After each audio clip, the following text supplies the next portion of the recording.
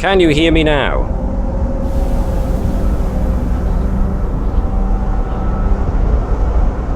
Yeah, you're coming through now, Matt. Awesome.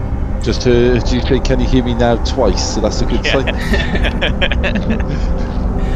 Right, what happened there was, so I apologize to everybody who's watching on Twitch. What happened there was, because earlier my machine crashed from it overheating, usually I pipe my mic through voice mod into XSplit in order so I can run audio effects on my voice. But of course, I was trying to keep the number of applications down, so that's why chat couldn't hear me. So thanks for that. That's rather embarrassing. So you've only been hearing this lot. Right, so the basic crux of the matter is we've jumped straight into the episode after doing a few administrative things, and the situation is thus: the Navis is being pulled into a spatial rupture that has just erupted from the Beta Niobe neutron star. The asteroid field around Beta Niobe is now starting to be drawn in, as is the ship. The away team, who have now only just come back onto the ship, are still in their EVA suits as Lieutenant Thazanan jumps back into his helm position in order to try and right the ship and tear it free from the gravitational pull of the rift in space. The red alert klaxons are going off, and the groan of the ship as its superstructure is being bent and twisted by the gravitational shear is loud and ear-piercing. Everybody is shouting, trying to get the ship to escape its fate. And just as the ship is about to get right up close to the rift in space, an object appears right in the middle of the blackness of that rift, and it's coming straight at the ship. Lieutenant Natala, also in her EVA suit on sensors, warns everybody that there's another ship coming through the rift on the other side, and they are about to collide. And just as the two ships meet, there is a massive flash of energy, and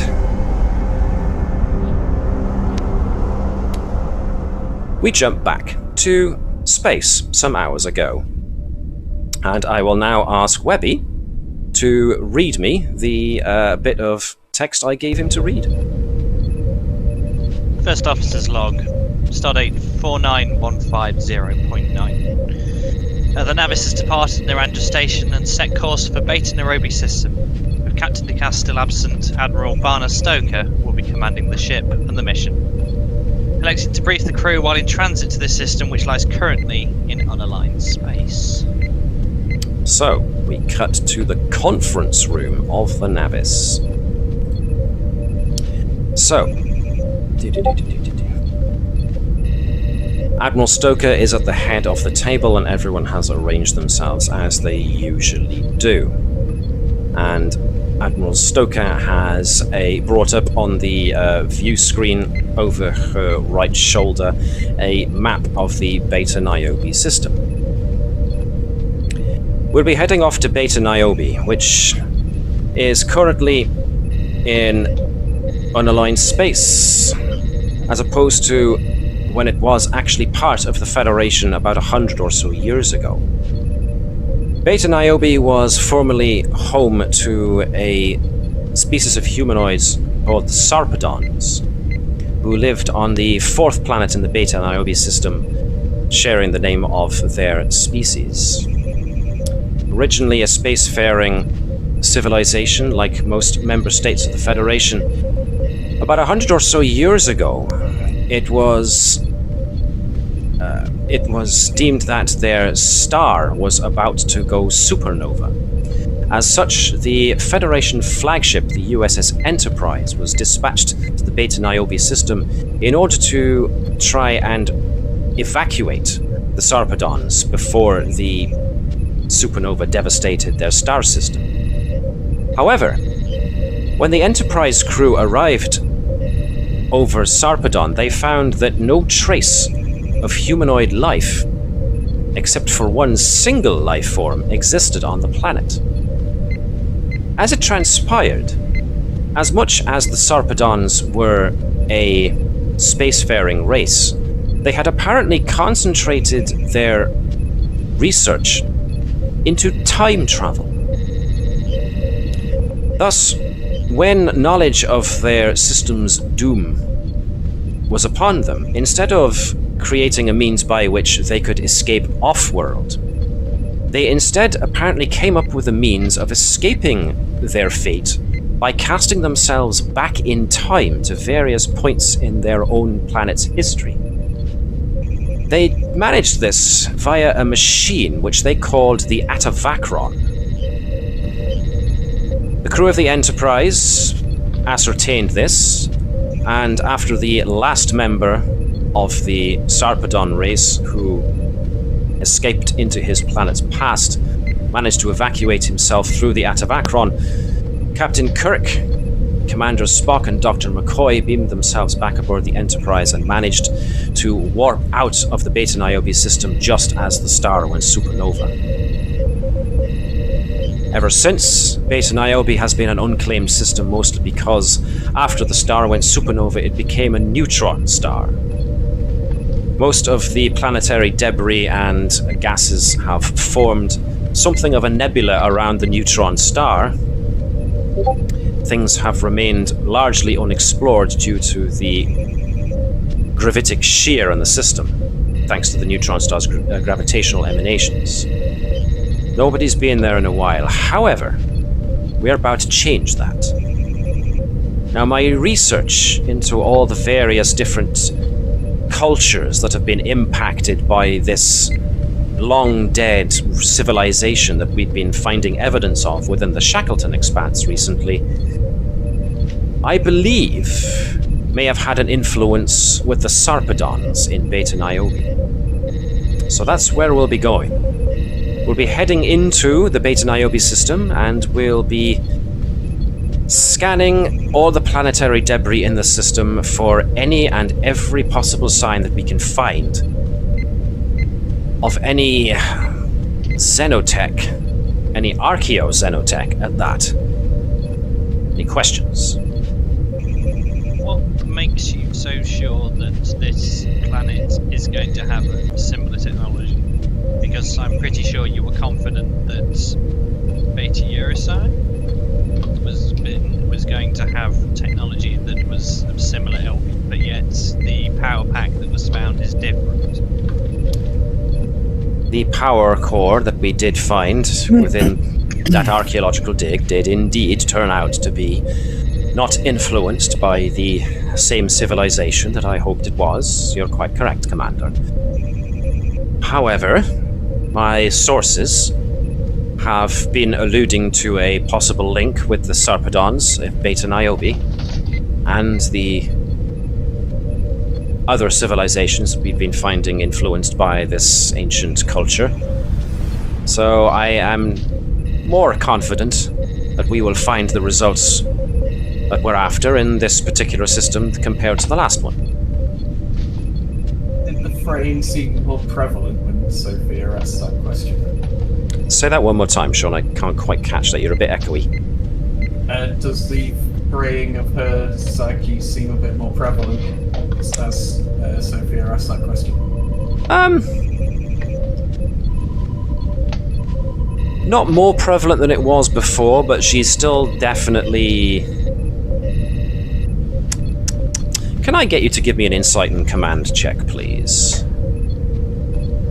This is going to be difficulty 3.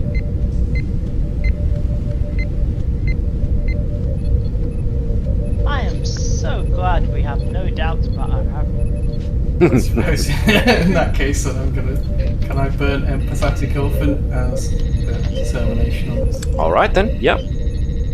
I can go with that.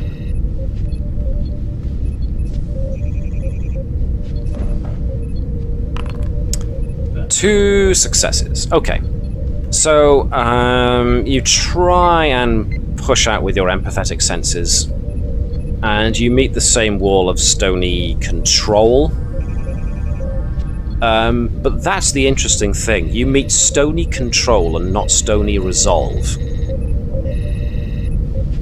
But you don't manage to get past that outer veneer. Accessing library computer data. Anybody else with any questions for the Admiral? You said gravitational disturbances. Are there any other known phenomenon in the system since the start of the neutron star that we should prepare for, either defences or potentially medically, that I might want to prepare solutions for? As far as I'm aware, as is typical of the formation of neutron stars, the formation of a nebula on the outer perimeter of its gravitational well does present certain navigational problems for the ship, certainly. And there's also a lot of planetary debris floating around out there, which might be where we'll find what we're looking for. As far as anything else that could be a hazard to individuals' health, well, I suppose we'll determine that when we get there, but to all intents and purposes, long-range scans have determined no obvious signs of threat like radiation or such. Okay, thank you. If there are no other questions, the debris field on the outer edge of the neutron star's gravitational well will mean that the Navis will have a good deal of difficulty trying to navigate through all of that debris. So the away team going out to investigate any large asteroids that will be worth investigating will probably have to do it by runabout or shuttlecraft. Now, the sheer amount of debris would prompt me towards a runabout rather than a shuttlecraft. To that end, I'm going to be assigning Lieutenant Thazanan as the runabout pilot. Since this is also going to be very much a scientific endeavor, I'm going to be requesting Commander Natala to be on board, but we're also going to need somebody from engineering. Not to mention Mr. Edwards, if we do come across anything like what I'm expecting to find there, then we'll be needing your xenoarchaeological expertise to assist with the away team. I, of course, shall be going along with them, which means that the running of the ship itself will be the responsibility of the XO. If there are no other questions. Protocol dictates that it should be the opposite way round, Admiral, but if that's your decision... It is my decision. Accept it. It is very much my decision. This is something I very much need to see through myself. Very well. We'll be arriving within the Beta Niobe system within the hour. As soon as we get there, we're going to need a thorough scan of the area, and then we're going to need to have the away team prep for the mission. So, return to your bridge stations, get your departments ready.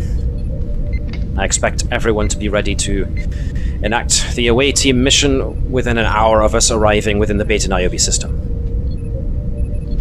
You are dismissed. At which point, unless anyone has got anything they want to do whilst they move from the conference room to the bridge. I think Andrew... Sorry, you first go. I say, Dr. Bertram will be going to sick bay to prep the teams, as well as like standard stuff, because he's a little worried about the concept of time travel being involved. He's going to sort of ask his staff to sort of be prepared for stuff like, what's the term, like chronoton radiation damage, in case there is an element of there. And if possible, in the time he's got, he wants to see if he can look up at any official reports that the Enterprise made a century ago about any anomalies that he should be prepared to treat or be prepared to defend against, medically, that they may have mentioned. Okay. What was Andrews going to do? Andrews is basically just going to ask the rest of the senior staff what their opinion is of the current situation, because this feels uneasy. Well, that's Thank you probably... for saying it first. So, Leave the. Sorry. go on, sorry, Sean. I was going to ask Andrews whether she believes that the Admiral is acting Oh, any differently bloody to hell. when we first met. Sorry, everything just got pulled forward. For some reason, it started off with me selecting everyone. I was just trying to deselect, and then Edwards would agree with Commander on this one, that the fact that she wants to come along, given how to say, she wasn't very happy when we came back with her with the information, but no actual physical anything. Like, she's wanting to get her hands on something physical.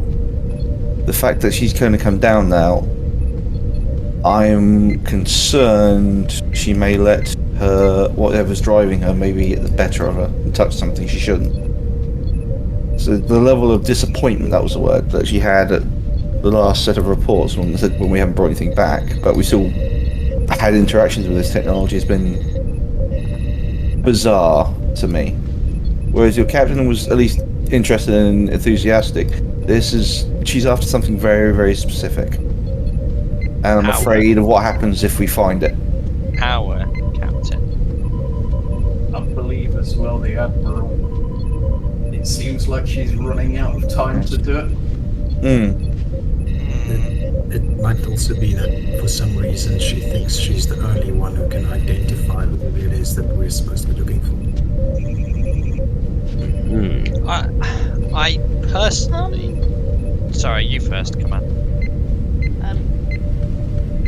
Just from personal records, how old is the Admiral? She's middle-aged. She's about 50-ish in human terms. Okay, so she is actually 50-ish. She isn't 110 and just has really good rejuve treatment. Just checking. No, she's checks out. She would have had a medical examination when she came on board. So likelihood of her being here previously on the Enterprise as a young ensign is quite unlikely. Quite unlikely. From Dr. Bertram looking into what happened when the Enterprise came to Beta Niobe, searching for the Sarpedons, they didn't encounter anything that was hazardous to health. The closest that happened was when Spock and Dr. McCoy accidentally went through the Atavacron and found themselves in the Sarpedon planet's ice age. And apparently Dr. McCoy suffered from severe hypothermia for that particular instance. But when Kirk, McCoy, and Spock all came back from the mission, they were all within perfect health. So, okay. You never know when it comes to something as weird as time travel. Indeedy. So, anything else? Yep, go on. I personally don't like where this is going, as I have raised concerns with Admiral Hebert, is that we are being put in very dangerous situations. The fact that we're now heading into a star system with a neutron star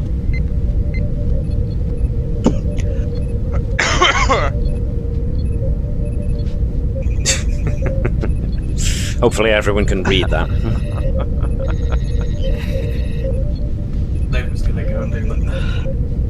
I would delay on doing that, no. I would say probably her actions in this coming trip is probably going to be the nail in that coffin. But I think she wants me to. He's asked me to challenge people on their behaviours if they change, so she specifically asked for it.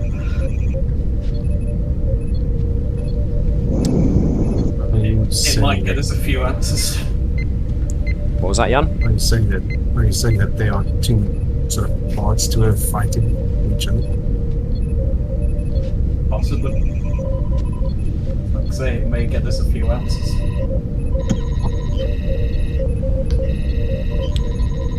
Okay. Well, Is anyone actually doing anything?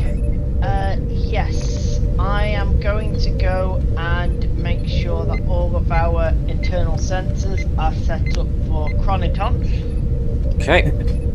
because somebody mentioned time travel. Mm-hmm. I am also putting entering a log entry that says, "Hello, Starfleet Temporal Investigations. Our commanding officer is sending us to a planet involving time travel. I did not do anything against orders." Way to cover your butt there, Vibers. I'll let the guys know that I've managed to dig up an actual piece of evidence about the time travel device the Avatacron used, and I'm including the footage there. You put this in Discord, perchance. Yep. Right. What you actually find, if you do, if Bertram does actually look up the Atavacron, what he discovers is that the Atavacron itself was some kind of archway, almost like a door, without an actual, almost like a door frame, but without a door inside of it itself. And when the Atavacron was activated, and when a specific point in time was input into the control panel, moving through the arch would actually teleport someone or transport someone to that specific point in time.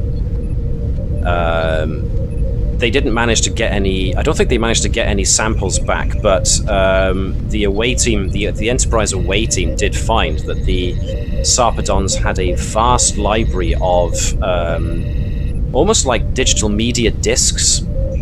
When you slipped a disc into a special reader, it would show you scenes from that specific time frame, and that was what allowed the Sarpedons to choose what time frame they thought was best to jump into. So if we find any rubble and one of it looks like an arch, we back the hell away. Gotcha. Right. Anything else anybody else is doing? The runabout, I think California. Haha! We're trying the Californian this time. Okay. Yes, It's well polished, really. yes, and Andrews will have explicitly stated that you're not taking the California, the Carpathia. Right, don't we? But in order to prevent a paradox, we have to take the one that's more likely to crash. Play some Red Hot Chili Peppers as we're going down. Some classical music. I think it might, be worthwhile Andrews, Nova, and Bertram having a discreet conversation with the Admiral based on Nova's conversation. Okay, so all three of you going into the captain's ready room at the same time, kind of thing? Mm-hmm. Okay. So, as a final thing, who exactly is going into this? Andrews, Bertram, and Nova. Okay. So, assigning somebody to be temporary. So that means Natala gets to put in the command chair briefly while you do that. Yeah, okay. So, ship sense. Door chime.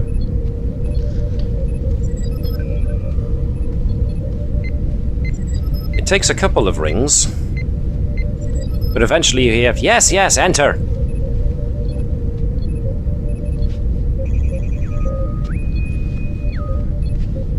And yes, the three enter the captain's ready room to find Admiral Stoker currently leaning over the computer screen in front of her. "Yes, what is it, number one?" She barely looks up from her screen when she does this.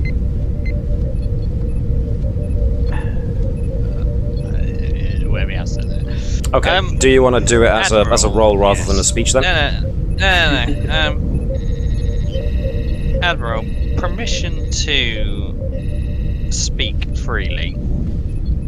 When she hears this, Stoker arches an eyebrow and then pushes her computer a bit away from her on the captain's table and leans back in her chair. "Permission granted, XO. What's on your mind?"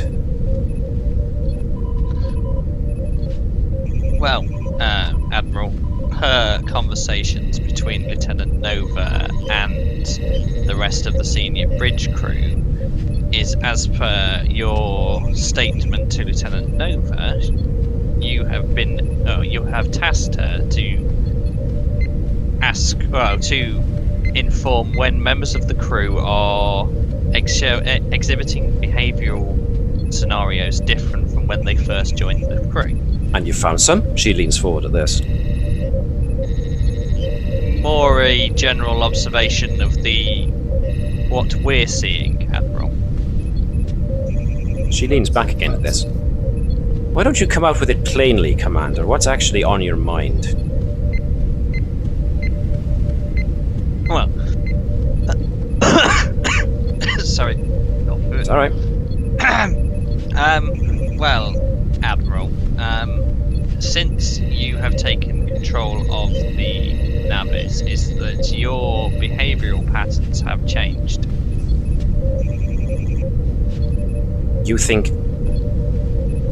Nova, you idiot, when I gave you that assignment, it was to look for everyone else who was just exhibiting. Clearly, I need to be more explicit. You joined the crew, you were part of the crew. I'm the one who gave you this mission. Alright, okay. I can see that there's obviously been a misunderstanding here. Maybe I've been a bit disappointed we haven't found the things I thought we'd find. But I'm sure of it this time. Maybe the stress of it is starting to get a little bit much, what with everything else that's going on at the moment, but let me assure you, I know what I'm doing.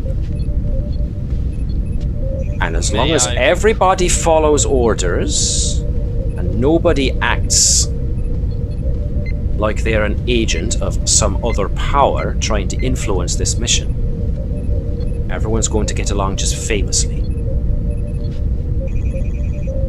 May I state on record, Admiral, that I am, as the XO of this vessel, I am not happy that this is the second dangerous location that this vessel is being sent to within a very short time frame. This research is putting the crew of this ship at risk.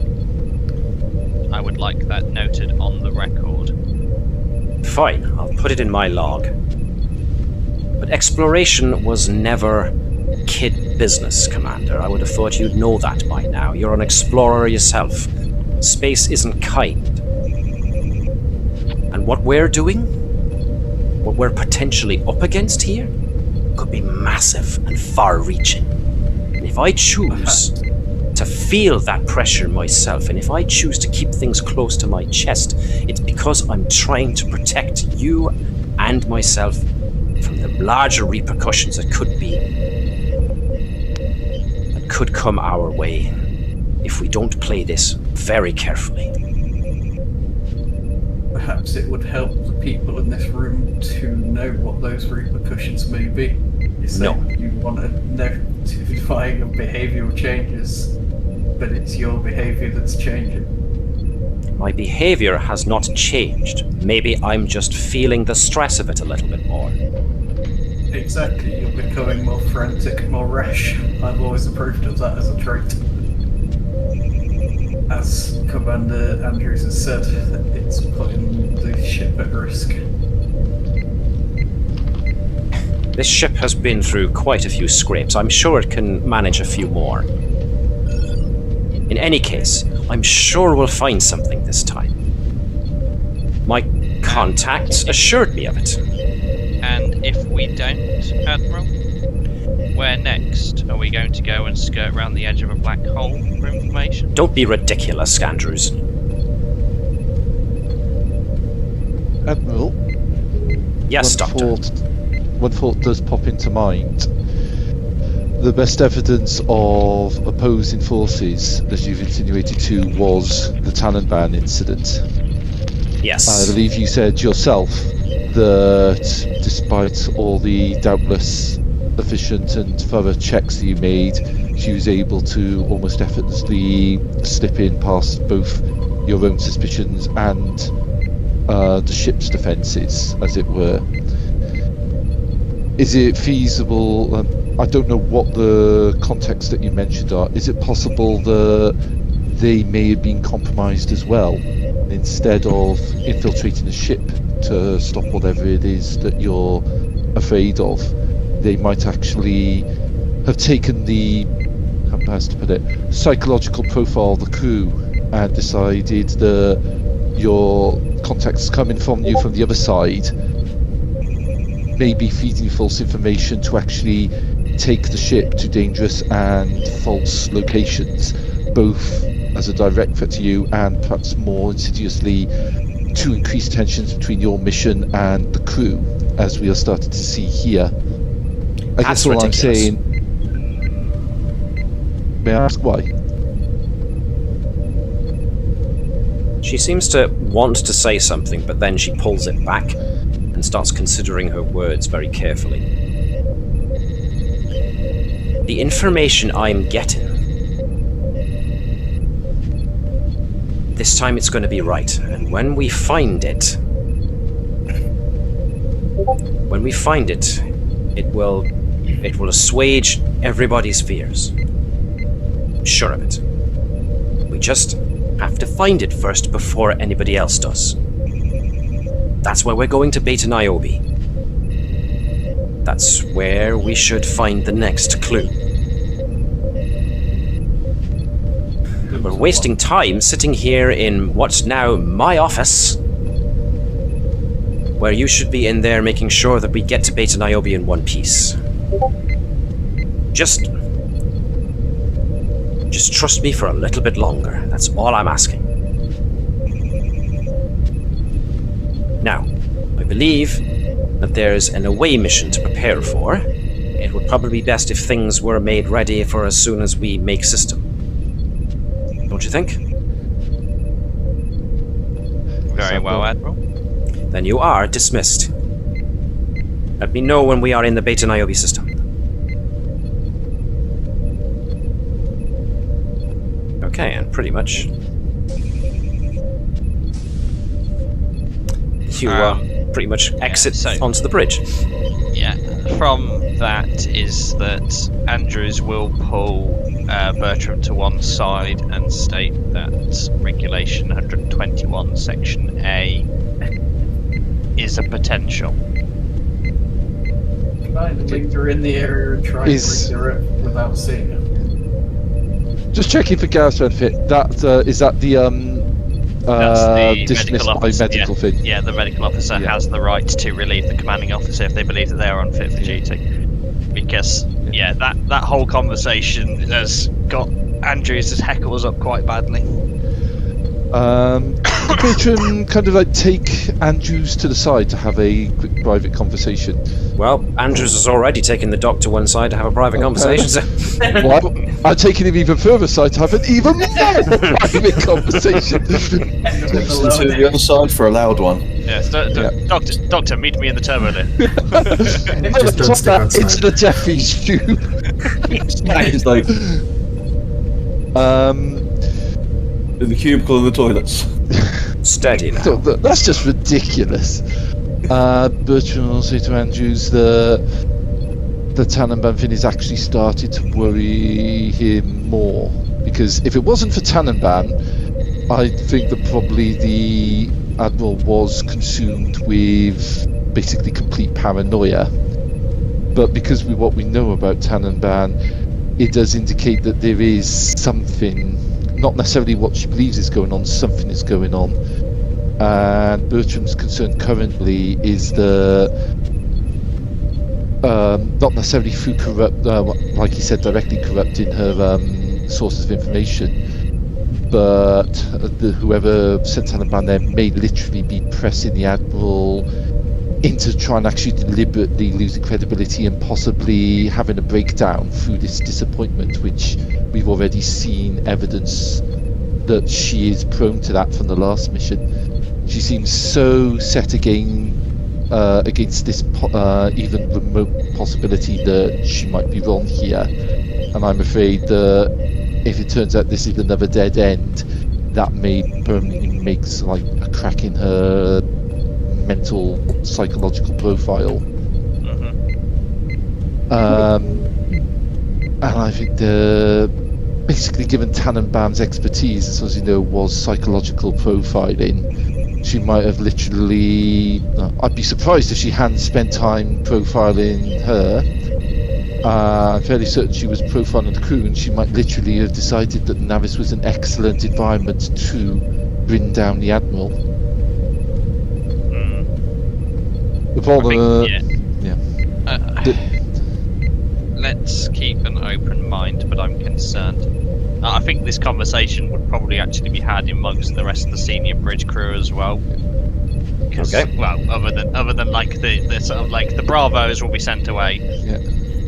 Yeah. And Direxia will be sent away, etc. Just so that the conversation can be open to all personnel. Because I think Nova's going to be lingering outside the office waiting for the defences to drop and try and get a reading of how she feels after that conversation. Okay, yep, give me another insight and command check then, please. The same difficulty as before, 3. I'll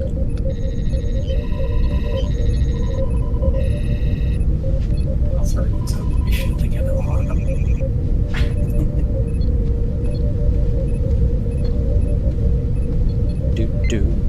Do. Let's bring up Nova's character sheet so we can all see.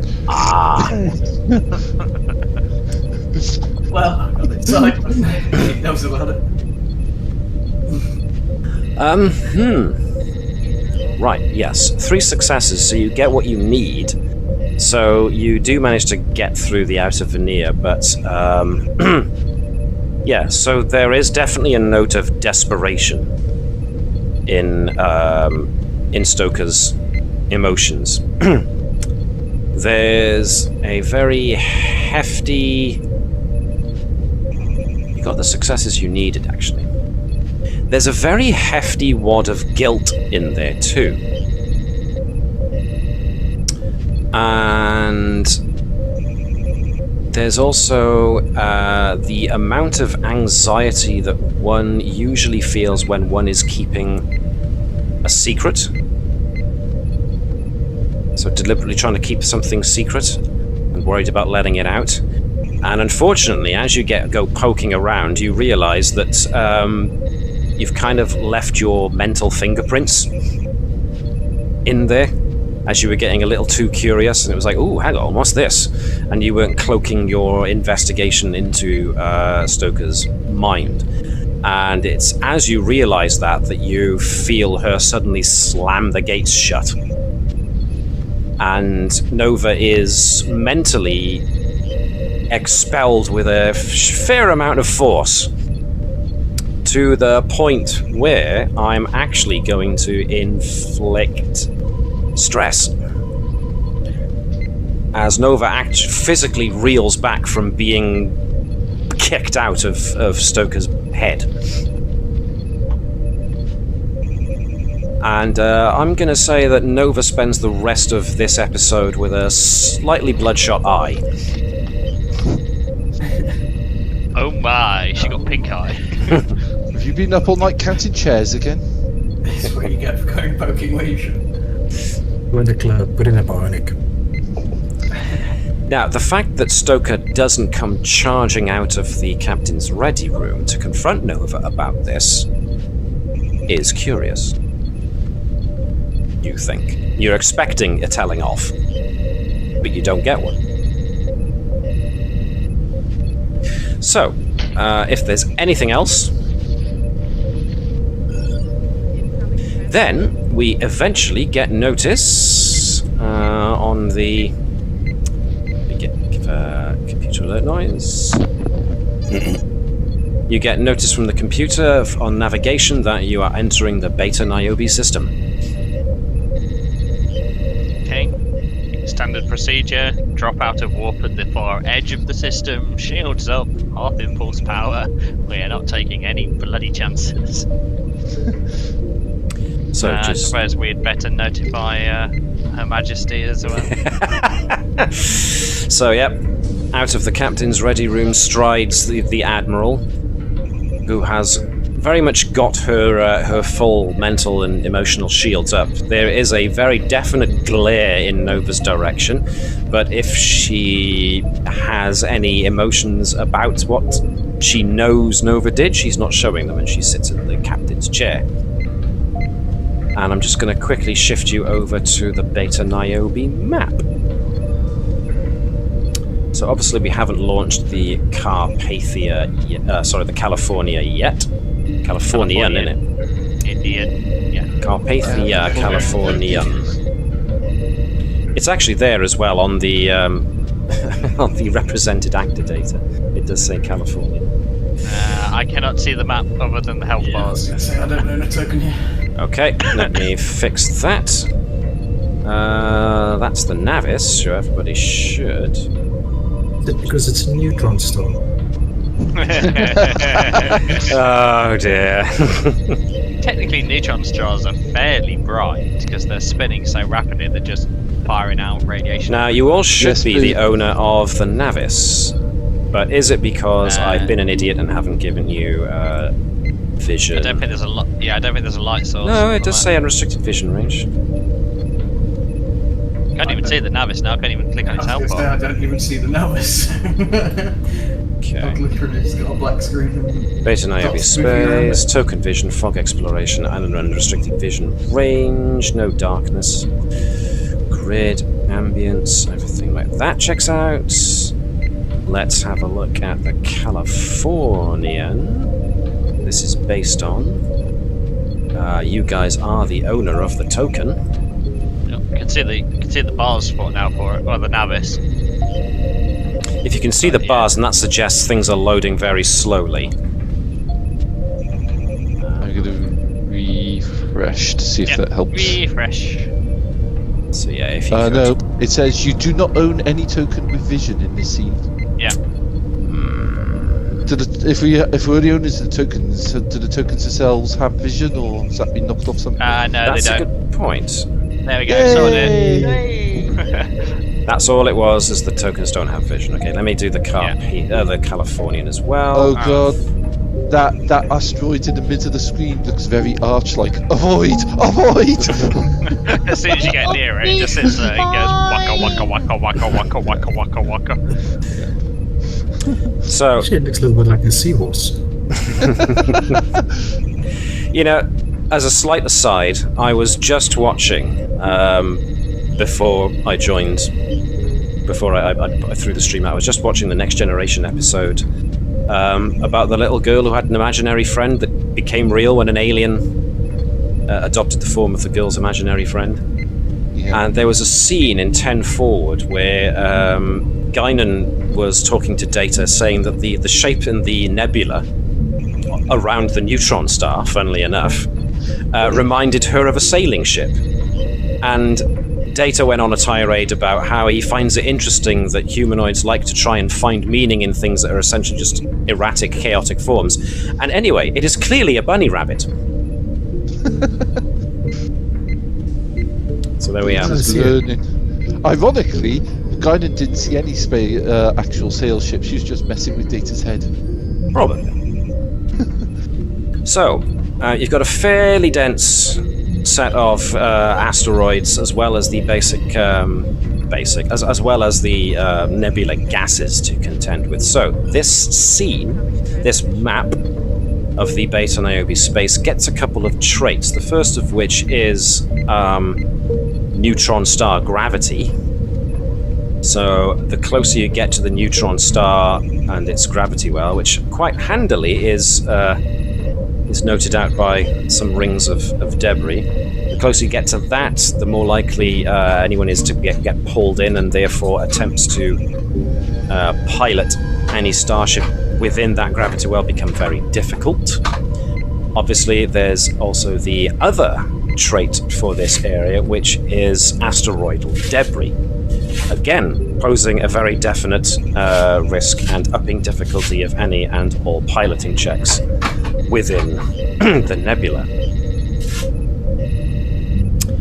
For the moment, that's all that they're mentioning. Unless, of course, you guys start generating more complications, and we'll go from there. do that? Unacceptable. We've not built up any momentum yet, so... No, you haven't. So, first things first is the away team as we zip back to the bridge. Now, obviously, the members of the away team are going to be the Admiral. Natala has been requested as head of science. Edwards has been requested because of his xenoarchaeological knowledge. Now, the rest of the away team is kind of up to you. Stoker has requested someone from engineering. Doesn't necessarily have to be Vibers. Can be one of the Bravos. I think Bravo's proven himself able to look after an engineering team, and I don't trust this Admiral, so I'll go on the runabout. Okay, so Vibers is going with the away team. Now, obviously, Cavall is going to need to go as well. Andrews would request that Dr. Bertram and Nova also go. Obvious reasons. For obvious reasons, is that if I'm not allowed to go, I want the two people that we've had the conversation with the Admiral directly to be on board. Okay. So, Nova and the Doc. So that's everybody. So, Webby, what you can do is that we can treat Natala as a supporting character for this. And you can take control of Natala. So can you just confirm for me that you can open Natala's character sheet and you can make yes, rolls and stuff? I can't roll. I can open the character sheet, but I can't roll. Let me alter that then. Natala. Who's Natala? Yes, indeed. Let me change that so everybody can do that. I've got a tiny human sleeping next to me, and every time I cough, it just twitches. Like, So, in charge of sick bay is going to be Nurse Bravo. So, we're going to take Dr. Bertram's token away from the Chief Medical Officer's chair, and we're going to install Nurse Bravo in there instead. For now. Don't worry, the moss I installed in the chair will look after them. So, engineering, let's just take a quick look at engineering. We don't have anybody there, so let me take Bravo and send him off to engineering. So he can be the guy left in charge there. Bravo of security can just hang about on the bridge because as chief security officer he kind of needs to be here. Ensign Orexias is the tactical officer, so she can stay. Andrews is going to be in charge. So we need the auxiliary helm officer, which is Ensign Lenny, who's a Cation, cat person. The auxiliary comms officer is going to be Ensign Keshen, not Kenson. We're going to need to find an auxiliary ops officer. This is why I requested the Tude to the bridge. The Tude is chief transport officer, so... Yeah, so he can fill the role. If you want, yeah, he can do ops. And let's just quickly zoom in on Lutude. You still got it. Oh, For God. those who didn't know, because we did this after the stream ended last time, there was a joke made where somebody fitted Captain Picard with what looked like a tin bowler hat and a gigantic moustache. I thought that was so epic, it needed to actually be Gregory Lutude's face from now on. Oh, God. Poor sod. Why can't the Navis crew be a normal starboard crew? It looks like he's about to kidnap someone and tie them to a train track.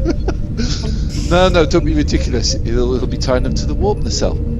It's the 24th century, damn it. So, just to represent the away team, I'm going to put the away team's tokens in the map for Beta Niobe space, just so that you can reference them. This doesn't mean that their corpses are floating in space. Let me quickly make notice of that. So let me just make sure I've got everybody. I was really hoping we could do some scans before we go. Well, yeah, definitely. Yeah, I think we need to do a lot of long range. Fire a good couple of probes as well to kind of work out if there's any gravitational eddies. I'm going to install a generic science officer in the role of, well, science. Anybody want to come up with a name for generic science officer? Science. Jenny. Bravo. Jenny! I like that. Jenny Science. Jenny Science. Jenny General Science. Middle name Eric. Yeah. Jenny Rao. Yeah, No, Jenny Jenny Rao Eric. Science. No, it's Jenny Eric. Ironically, her parents were both farmers, didn't believe in this science stuff. They still used a horse and plough. Jenny Eric. Ensign Jenny Eric. There we are. I can't spell Now we know ensign. what we get There we are. when we have generic people. So, let me just take the away team off the bridge for the moment. Yonk. We're in space! Lost in space! Or as we call it, Voyager. Yes, indeed.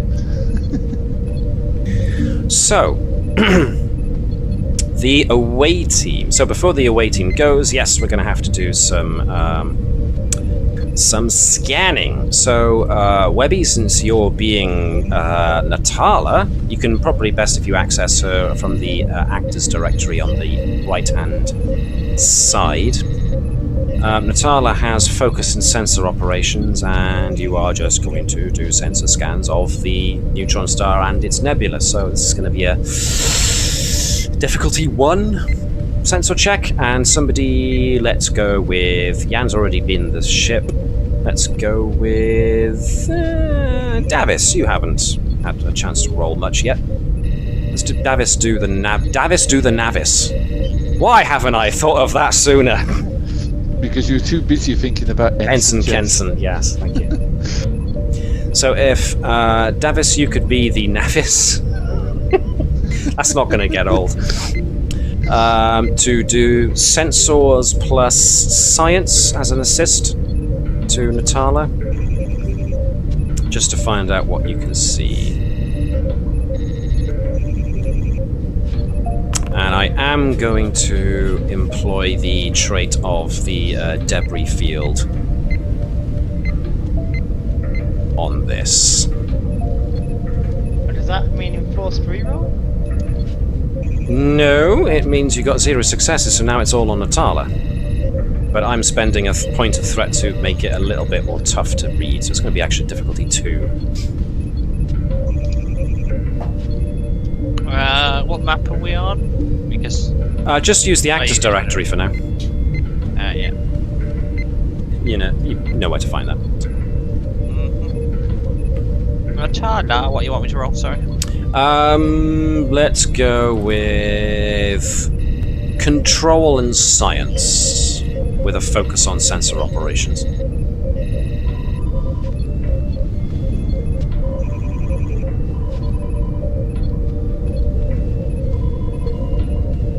Can I burn a value? If you want to, what's the value? The first step to discovery is the theoretical. Yeah, go on then. So she postulates on what she can do to increase the sensor gain, given the issues at hand. So far, the Navis itself is having problems. 4 successes, but a complication. Okay. Okay, so got 2 over what you needed, so that's 2 added to the momentum pool. And Natala manages to get a successful scan. As far as she's aware, Natala inputs a couple of mathematical formulae to try and increase the sensor yield in order to combat some of the interference that's coming off of the asteroidal debris in the system, some of which is made up of various metals which are reflecting the sensor Technically, beams. could use Natala's technical expertise as well, but I like the complications. Complications! Okay, so we're leaving the complication there. Okay. So Natala, from the reports that Natala's station is getting back from the changes she's made to the sensor operations, there's a lot of the gases you expect to find in a nebula, which are not dense enough to cause problems to navigation. So they won't start messing up external sensors to the degree that they're going to be unusable. But the sheer amount of debris in there does look like it's going to be a bit of a tough ride for the away team going out in a runabout. With that many successes, I don't know if you want to burn a point of momentum to obtain information to ask me another question that I have to answer truthfully about the area. You can, or you can just go with what you've already seen, which is you've got basically a lot of rocks around the place that the away team are going to have to search. Would I be able to use my geology focus to going through the data to identify if there's any particular minerals or anything in some of these meteorites that could actually be potentially damaging or dangerous to be around or anything? Because we've basically got big chunks of a planet, we don't know what's in it or what could set it off in this gravitational field. So it might be some sort of it might be something to look into. I was just thinking, if it might give us some sort of edge in getting around. Because if it's a load of magnetite, then it'd be like, yeah, let's not get too close to those bits. They might follow us. That's fine. But okay. That case, that's going to be Edwards examining the results of what Natala came back with on her scan. So for Edwards, that's going to be insight and science with your focus on geology or metallurgy. Either which surprise. Very good point. It probably either or.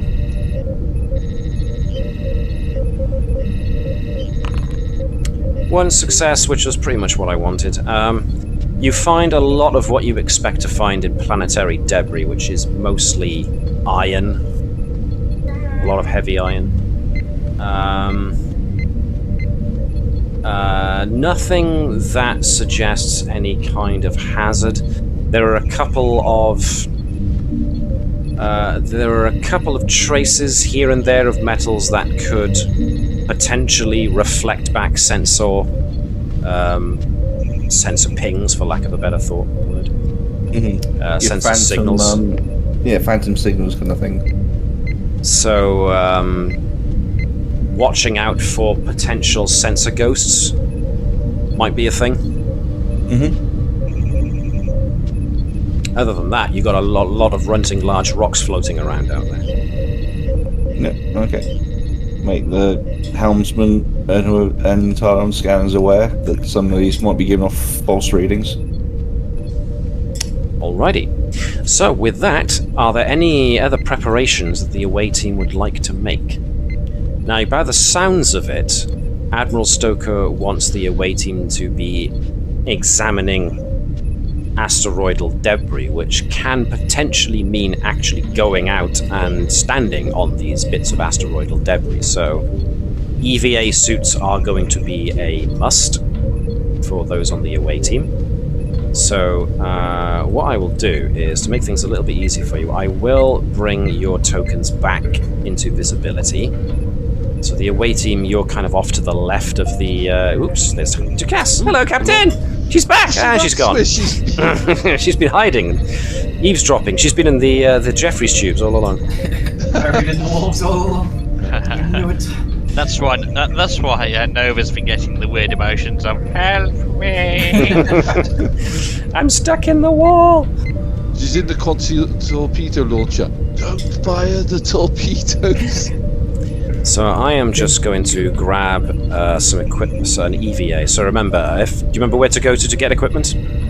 Yeah. Yep. So the items directory, character equipment. Right. Let me see. Where did I put EVA suits? We're in armor. Yes. So, seeing as there could be some time distortions, I think somebody should take a chronometer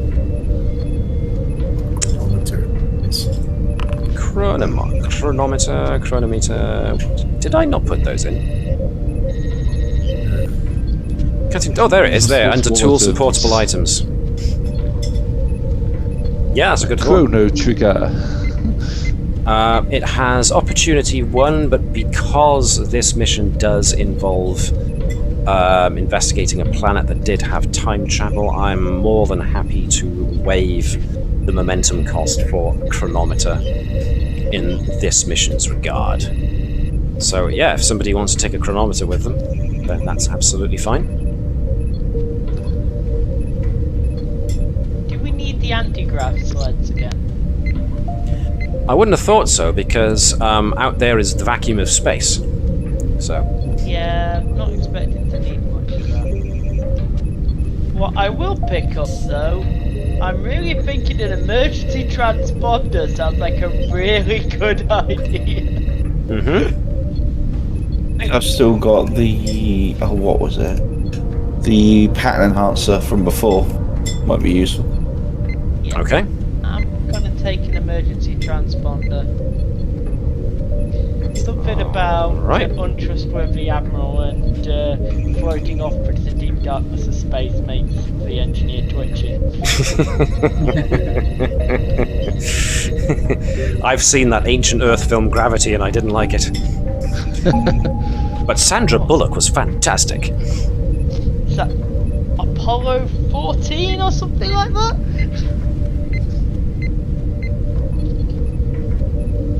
Was it Gemini? I can't remember. What were we talking about? Apollo mission as well there? He was trying. It's Viber's trying to remember an ancient human film about a disaster in space.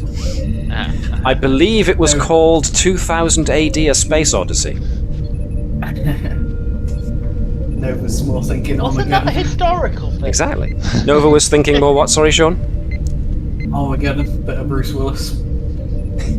So Nova's going to go out there in just a tank top and dirty trousers. Start drilling. Tank top, dirty trousers, into deep space you go. Okay.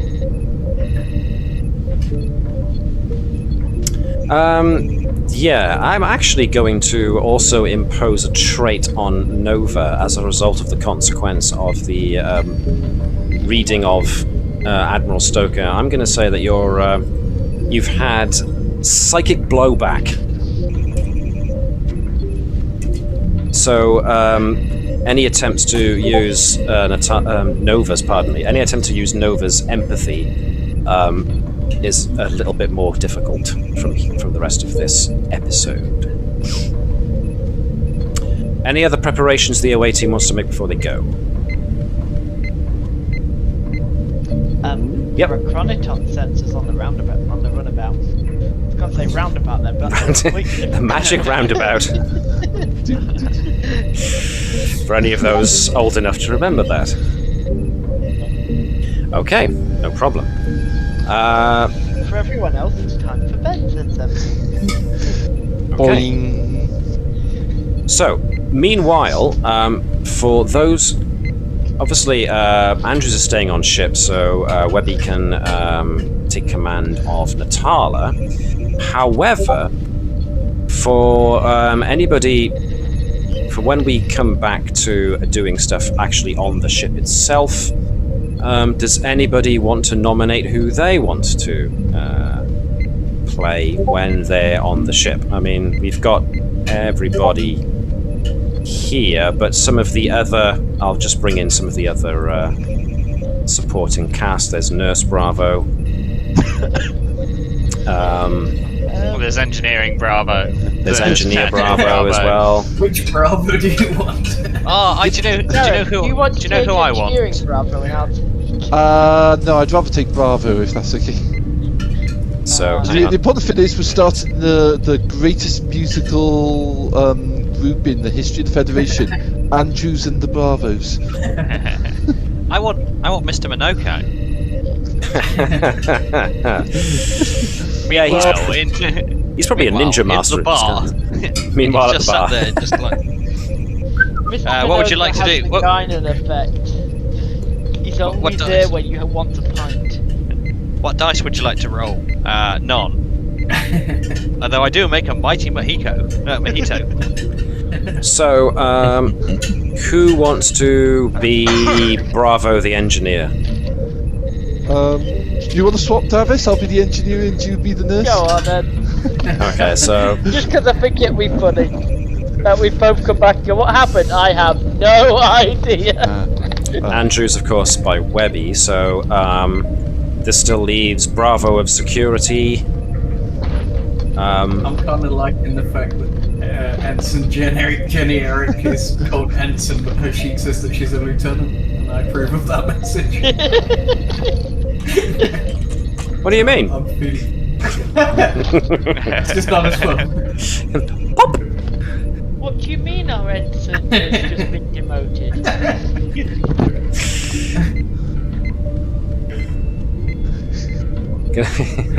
Okay. I mean, we can come to the nitty-gritty of who's taking charge of the supporting characters when and if we get there. Just so we do. But otherwise, everyone should have someone that they've got on the away team as well. Yep. Cool beans. So, if we jump quickly out to Beta Niobe space, the away team loads themselves into the Californian. So, first things first, I suppose, is going to be flying off into the asteroid field itself. So, this is going to, of course, be the arch pilot himself, Cavall, as the primary pilot, who's going to be the co-pilot. Admiral Stoker orders full impulse, no slowing. Ramming speed. There is only one speed on this ship. It's like hit the hyperdrive straight through the meteor. Oh, we've got two doctors. Oh, yeah. No, that's a lie. My cloning bits never got started. I don't know why you'd say that. Godspeed, Lieutenant Faznan. Godspeed. Quickly, get the apples. Get the doctors away. So, we've got Thazanan as the pilot. Is Nova being co-pilot ops? I suppose if there's no other volunteers. Natala can, of course, be on the science station. There's room for 2 more stations on the runabout. So Edwards and Vibers do have stations they can sit at, and of course there is a sick bay of sorts for Bertram to sit in. So yeah, I'll sit in the sick Got bay. a bed and everything. Yep. Well, chair. So, first thing we need to do, of course, is the first piloting check of the night for Thazanan and his co-pilot to navigate into the debris field. So, Nova can assist if she wants to with a control and con. And the ship can, of course, assist as well. So, who hasn't had a chance to go yet? Gareth, you haven't done anything in a while. You can be the Californian. Engines and con assist. The difficulty is going to be a 3, but for Thazanan himself, it's dropped down to a 2. So, let's see how well you do. So the ship's doing well, and of course, so you get 2 momentum over and above what you needed. So with the ace pilot himself, the Californian moves into the debris field and is maneuvering very well in between all the large pieces of rock floating around. And this is an opportunity now for Natala and whoever else wants to aid. Possibly Edwards with his geology. Maybe even Vibers with trying to help sharpen the senses. To see if you can find something worth investigating. Vacuum moss. It would be science plus insight again. For Edwards, insight. Yeah, I can be persuaded with insight. Insight and science, 1 dice for you, but with focus. Natala is going to be primary on this, so Vibers, you can aid. Reason and engineering? Reason and engineering, I can go with that. Any focuses? Not really, because you're just helping sharpen the sensors. So, I don't know, But I am using ship sensors, so I get a reroll. Oh, there you go then. So if you want to re-roll that no successes, feel free to. Accessing library computer data. Hey, we go. So that's 2 successes already. So now it's Natala being the primary. You need 1 more success to make it a success. So this is going to be... Well, I think Webby's already got it. Control and science with focus on sensor operations.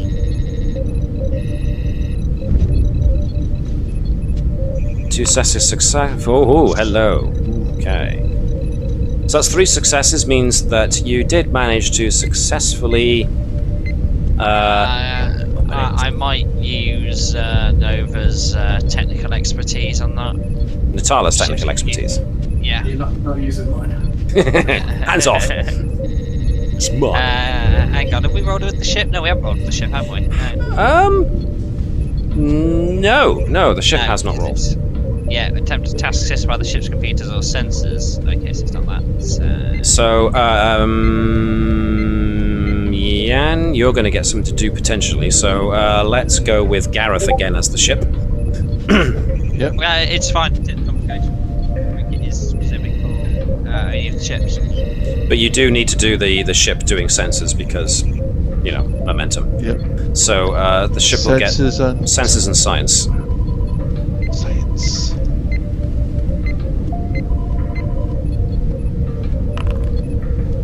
1 success. So, yeah, 1, 2, 3, 4 successes in total. So 1 over what you needed, but there was also a complication. Alrighty. If the ship is rolling sensors, then I'll use technical expertise if that's all right. Yep. So basically eliminating that complication. Well, we'll see what I roll. Oh, you re-roll it, do you? Okay, cool. Yeah. And it's an extra success, so an extra point of momentum. There we go. So, managing to extend the sensors outwards, one of the more interesting pieces of debris that you come across is over here. If you can see, I've just drawn a template on the map to the south of where the Californian is currently. There seems to be some very interesting sensor readings coming from this. So you're picking up all the usual minerals that you expect to find, but there's an abnormality. Flip and burn. I hope not. So in that area, there seems to be an asteroid that has a material that's not consistent with the rest of the planetary debris that you're finding so far in the system. So, while the Californian is, I trust, navigating its way towards that sensor anomaly. Yay? I'll go with yay. Admiral? Well, the Admiral is definitely very keen. And we can't disprove the first act or we'll cause a paradox. So, meanwhile, as the California navigates itself very carefully through the... I say carefully, it's Thazanan. He's probably doing it deliberately, not carefully, and still pulling it off. Barrel rolls and everything. He's playing video games while driving. He's not even looking playing at the road. asteroids while playing asteroids. Gallagher. Hey, this guy's playing Gallagher. Don't pretend you were not. I saw it. Back on the ship, back on the Navis. Who have we got? I've just put my way so I can see Bravo.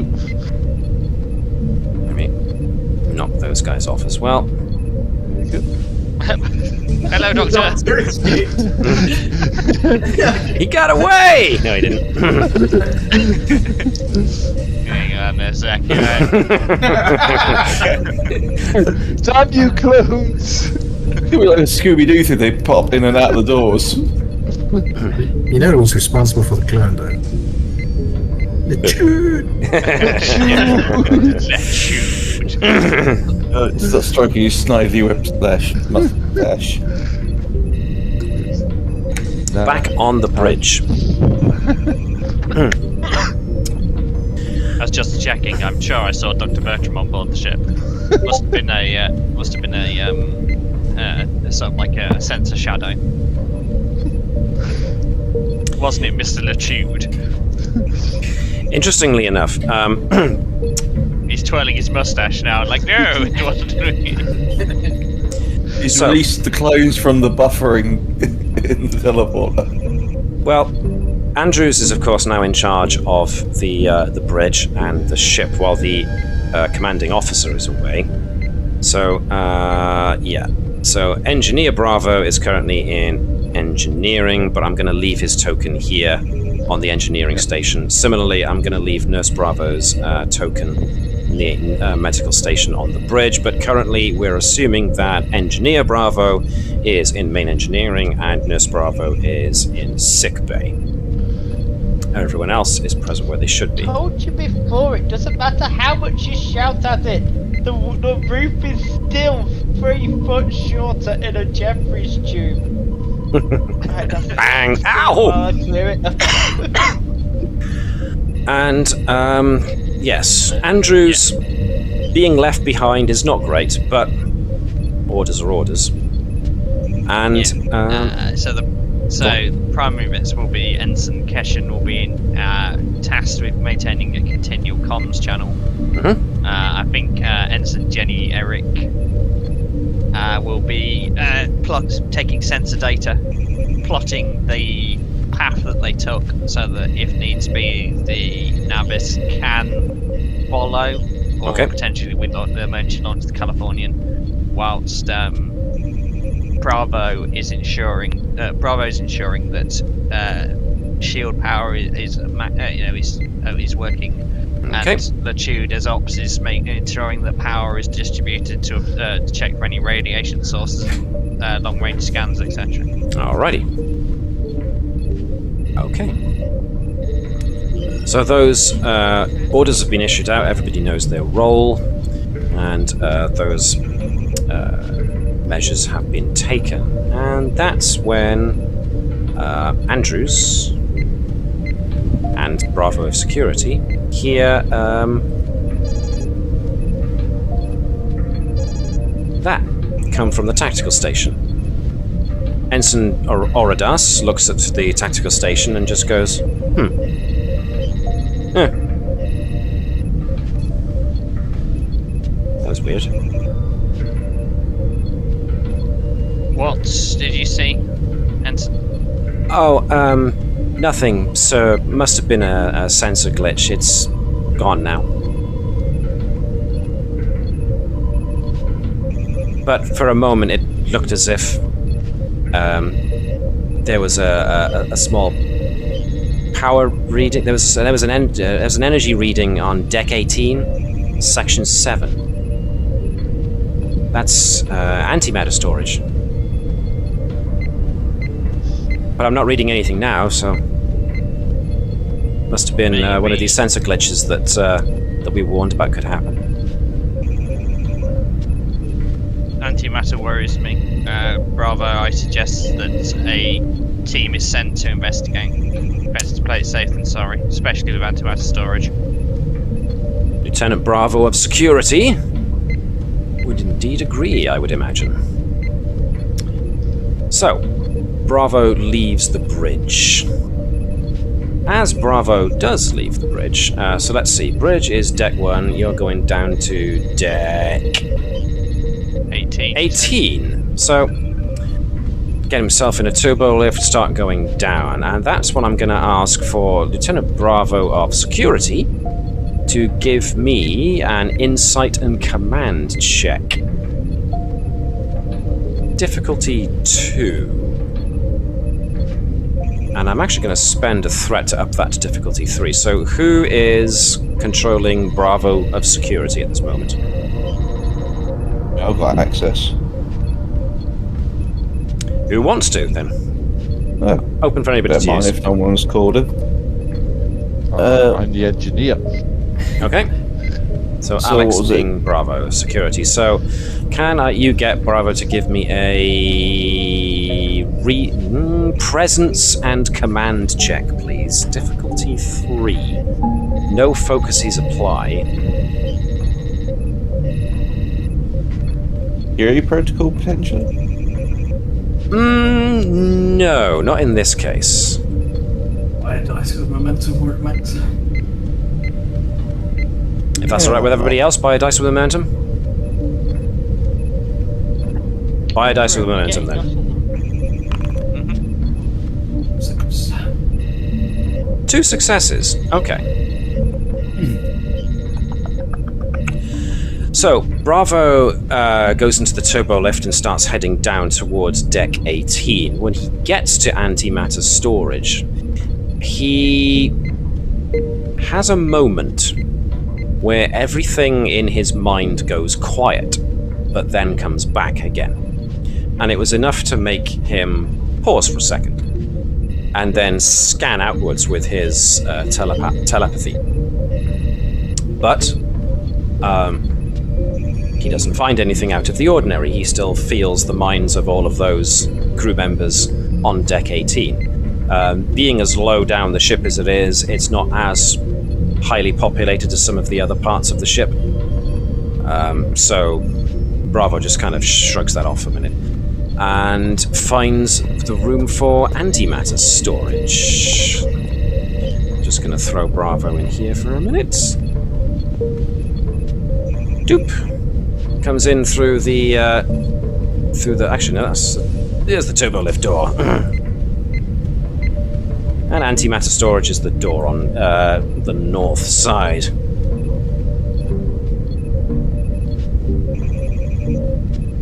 So, Lieutenant Bravo enters into antimatter storage, which is pretty much what it sounds like.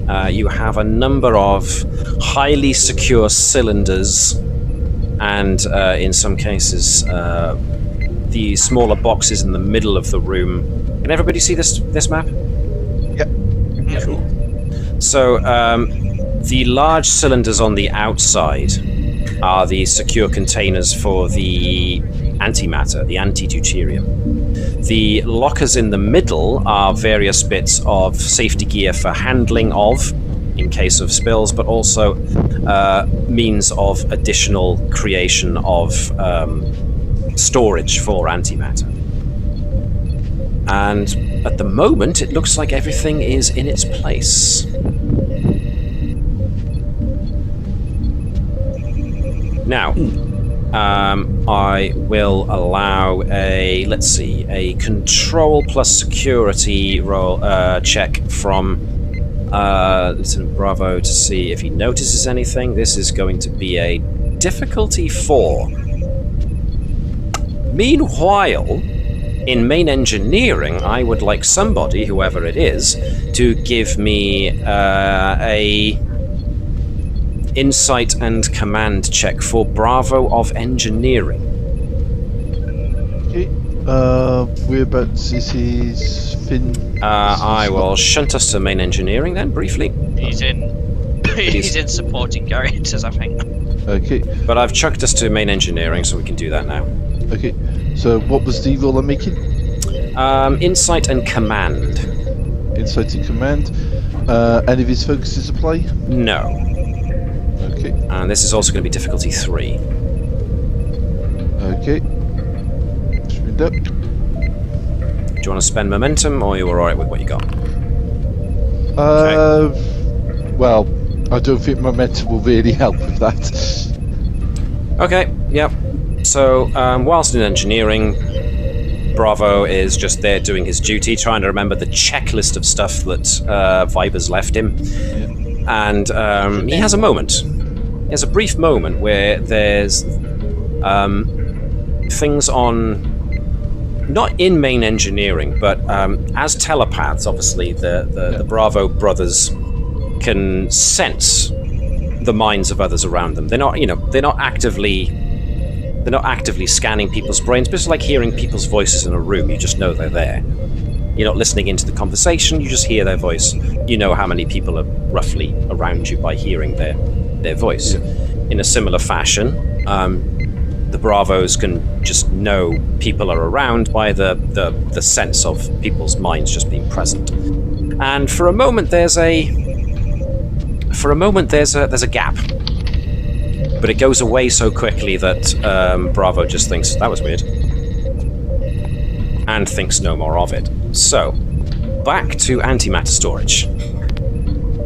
Whoever's in charge of Bravo of security, give me that.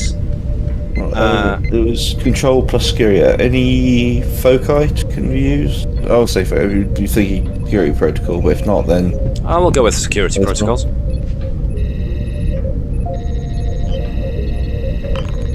No successes? Okay. So he does a sweep of the place. Thankfully, all of the antimatter is still present. Because as head of security, Bravo would have access to the last count of, the antimatter storage. He goes through, all the antimatter is still there. Doesn't look like anything's been tampered with. So as far as what that reading could have been, maybe it was a sensor ghost. So, just chuck us back to the bridge quickly.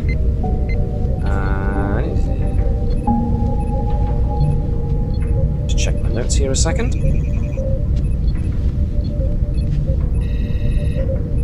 I think it'd be worthwhile checking in with with the shuttle as well to see if they're getting any weird sensor glitches.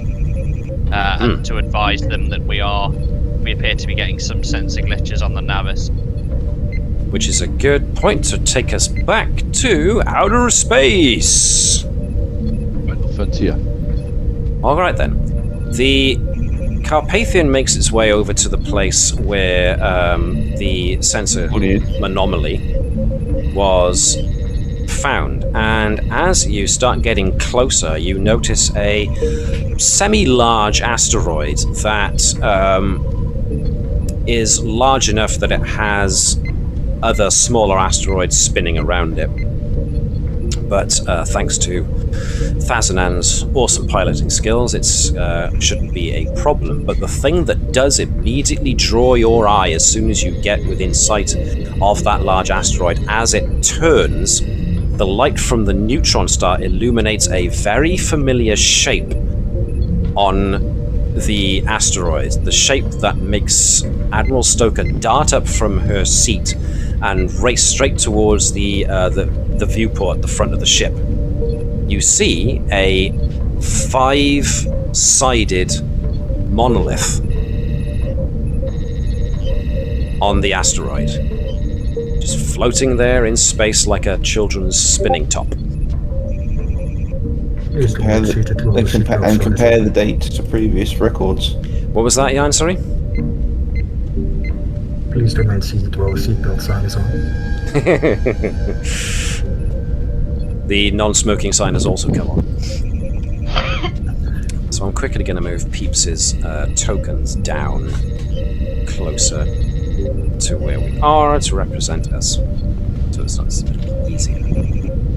So there's enough space on the asteroid to walk about, for the waiting to walk about on. Maybe not quite big enough for the Carpathian to land on, but you could try if you really wanted to.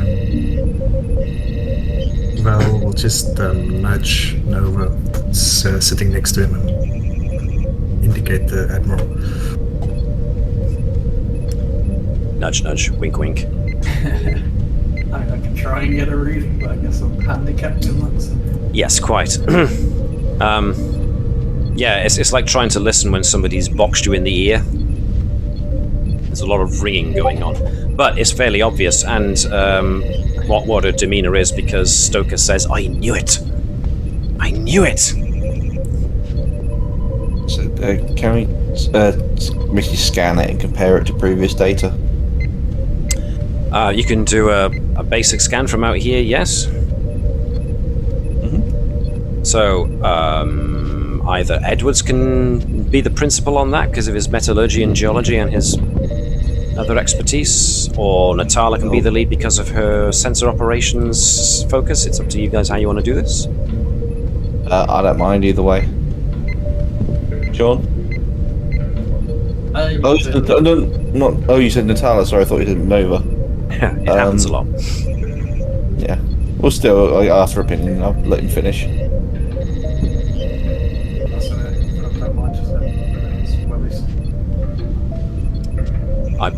He sounded a bit distant, but I think that was Sean saying he doesn't mind. Yeah, ask Webby, because Webby's controlling him. So, yeah, a case could be made for either Edwards or Natala being the lead on this, so...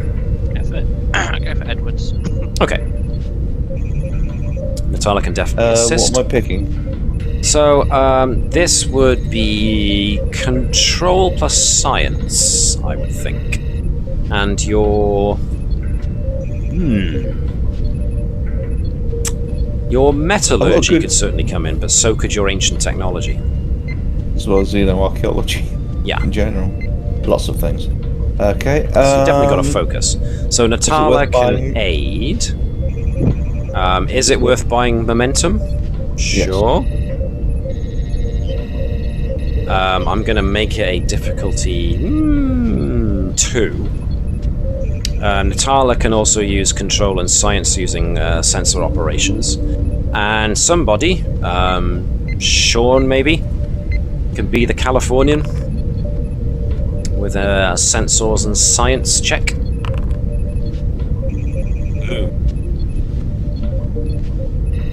So we've already got 3. So we got 4 in total, so that's 2 more than you needed, so you're back up to full. The dimensions and the composition of the monolith do certainly seem to be within the parameters of the ones that you've met before, yes. There are slight differences, but from this distance, you wouldn't be able to get an accurate reading. You'd have to get up close and personal with it to get a more accurate analysis of what the variations could be. But for the most part, the construction and the dimensions and the composition are very, very, very, very similar to what you've encountered before.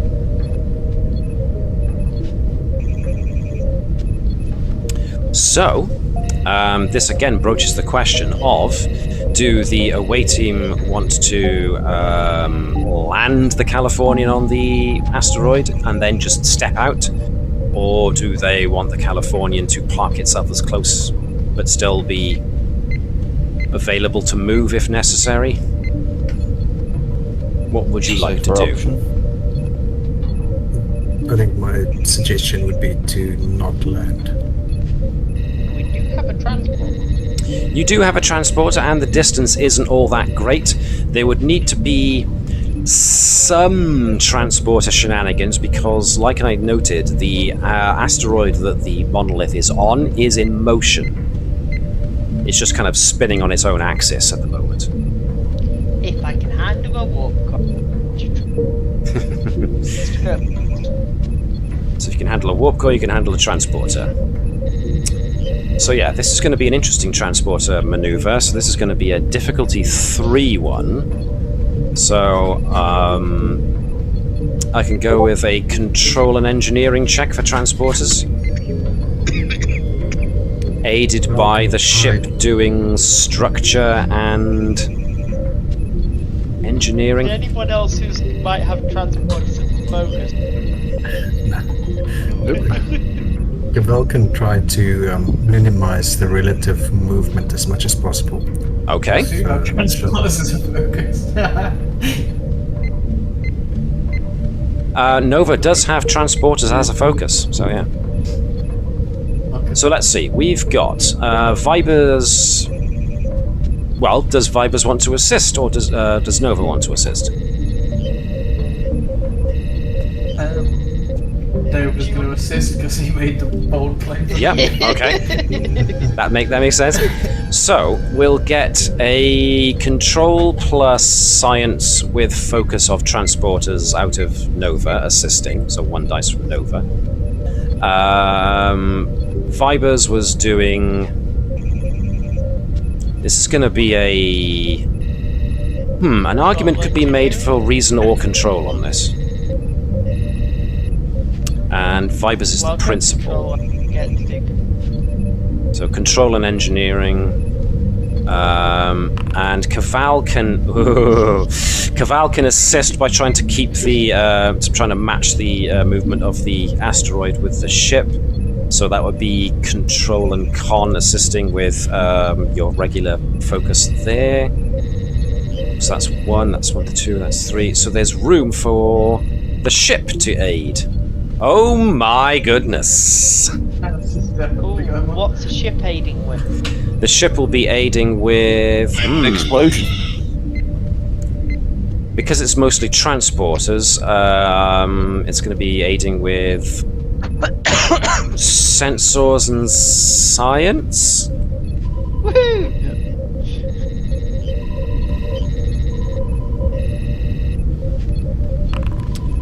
Right! It wasn't a Righty. Science. I just re-rolled my complication Right, because the ship was aiding with sensors.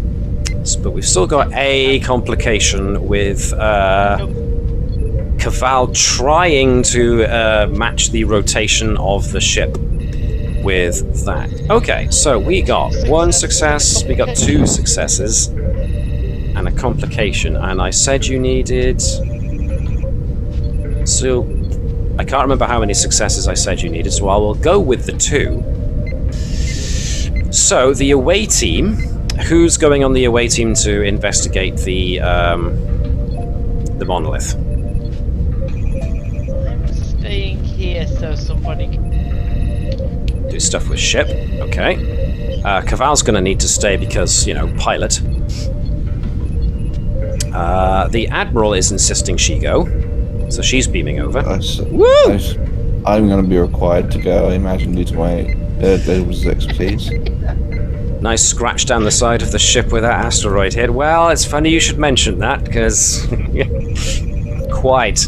We're about to be knocked off course. So, Nova's beaming down as well. Edwards is beaming down. Nova being science is probably a good idea to beam over. I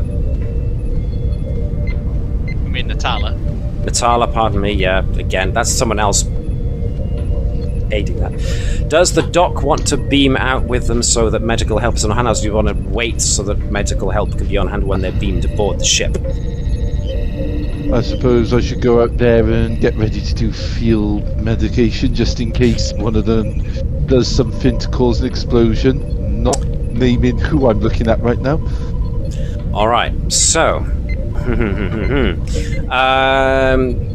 So the transporters are realigned and the ship is piloted in such a way to try and match the rotation of the asteroid. The changes are all made. The rotation of the asteroid is compensated for as best as you are able to, and the away team are indeed transported to the asteroid, but it's as Thazanan is trying to match the rotation of the ship that he takes his eye off the ball, match the rotation of the asteroid, pardon me, with the ship, takes his eye off the ball a little bit, and another asteroid, a miniature one, comes streaking around the side that he didn't quite expect, and so the ship is going to take a smack with a breach on the structure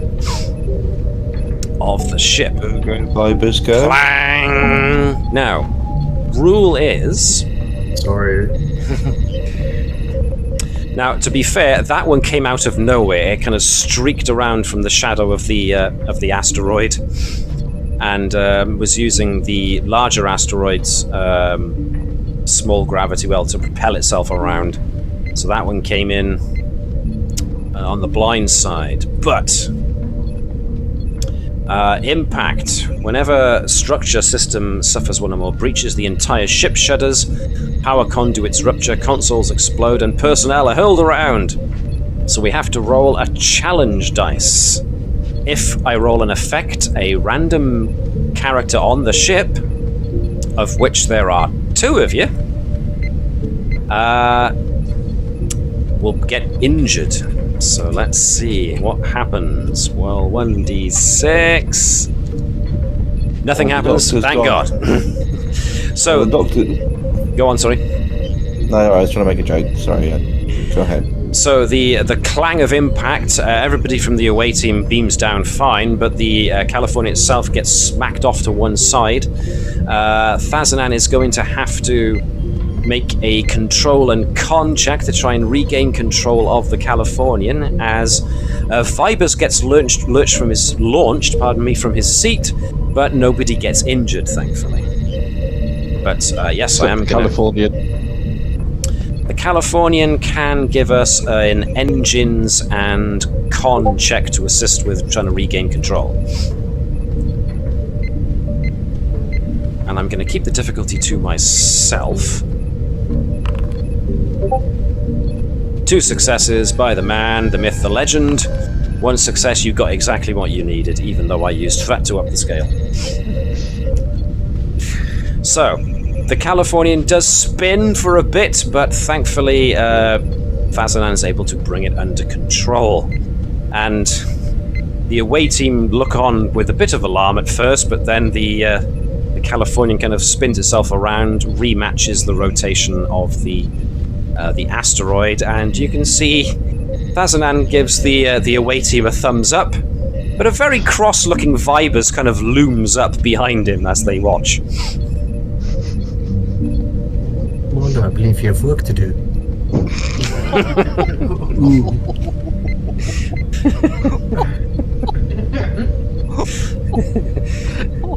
Jesus. Yes, Lieutenant, don't I believe is the response from Vipers. Sorry, what was that, Lieutenant? Cracks his knuckles. If only you'd level up to what the introduction said you were. Now, meanwhile, the away team are on and examining the monolith. So, yes, the runabout sensors gave you a basic idea that you are indeed dealing with something that is very, very familiar.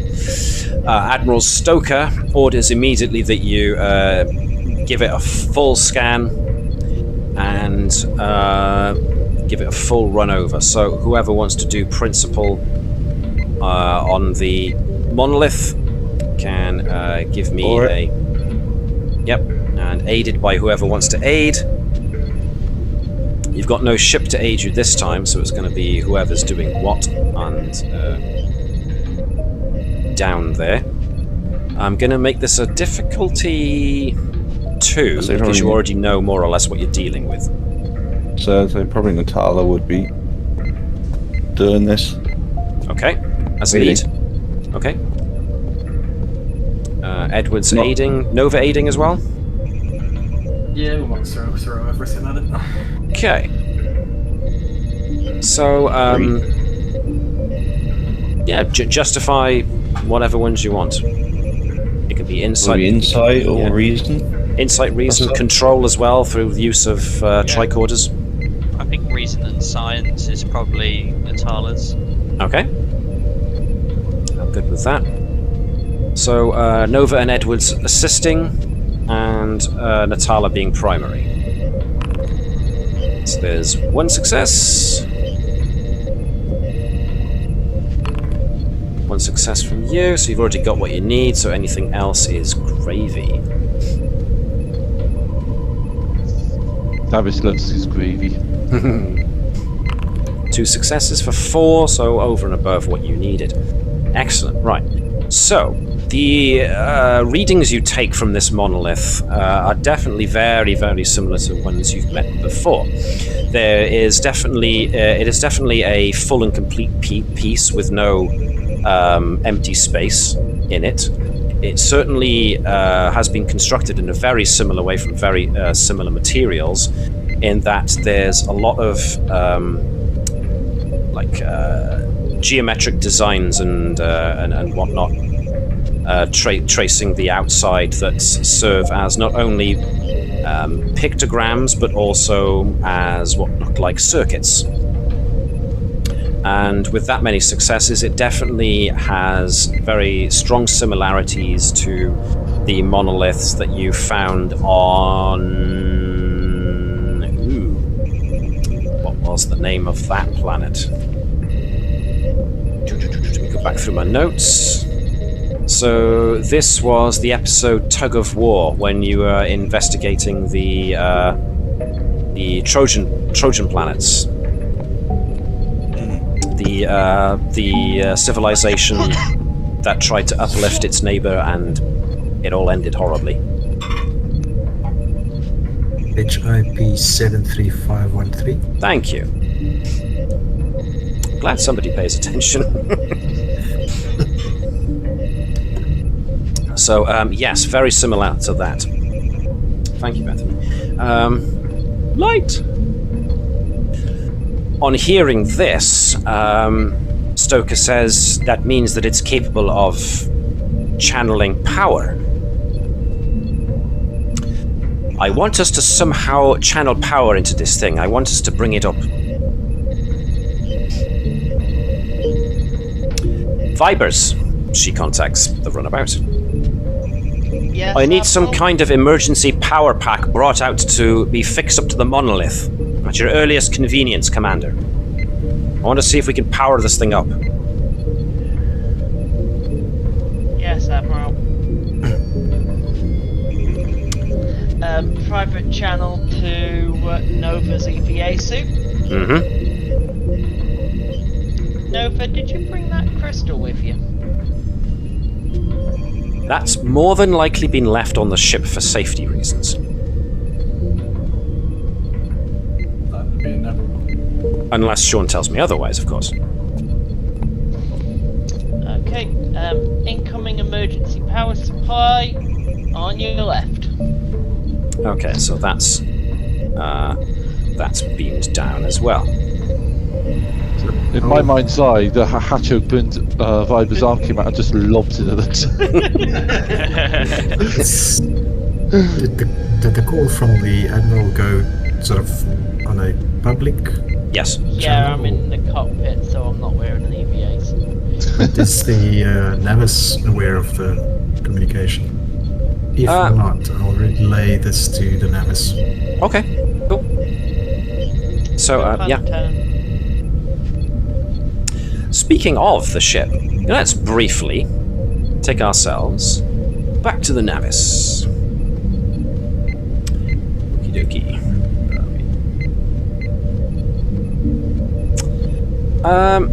Let me see. Who's best to do this? Can I get Lieutenant Bravo, the engineer, to give me a... Let me see. Insight and engineering check with electroplasma systems focus, and this can be aided by... Let me see. This can be aided by Ensign Jenny Eric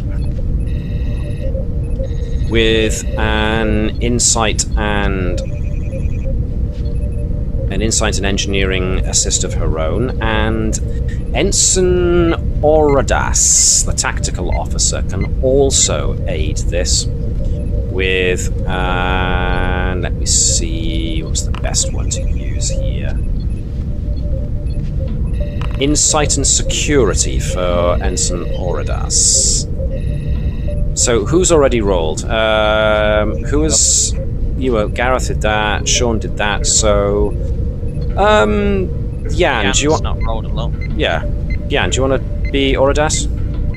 Sure. Insight and security. Yes, please. Assist.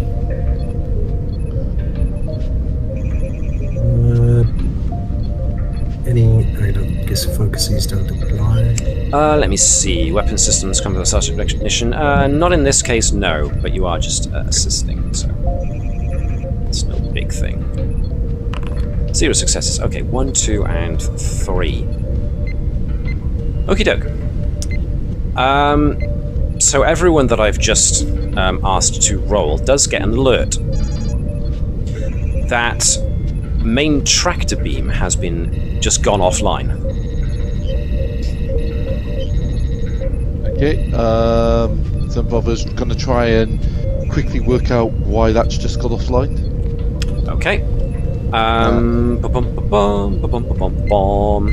So that's going to be. Well, I won't ask for a check on that because the check was to notice it. So running a quick check. It seems that someone turned it off. Okay. Tractor beam. Yeah, the tractor beam, main tractor beam control is on deck 16. I'm gonna say 10 Bravo of engineering to bridge. The tractor beam has just been unexpectedly switched off.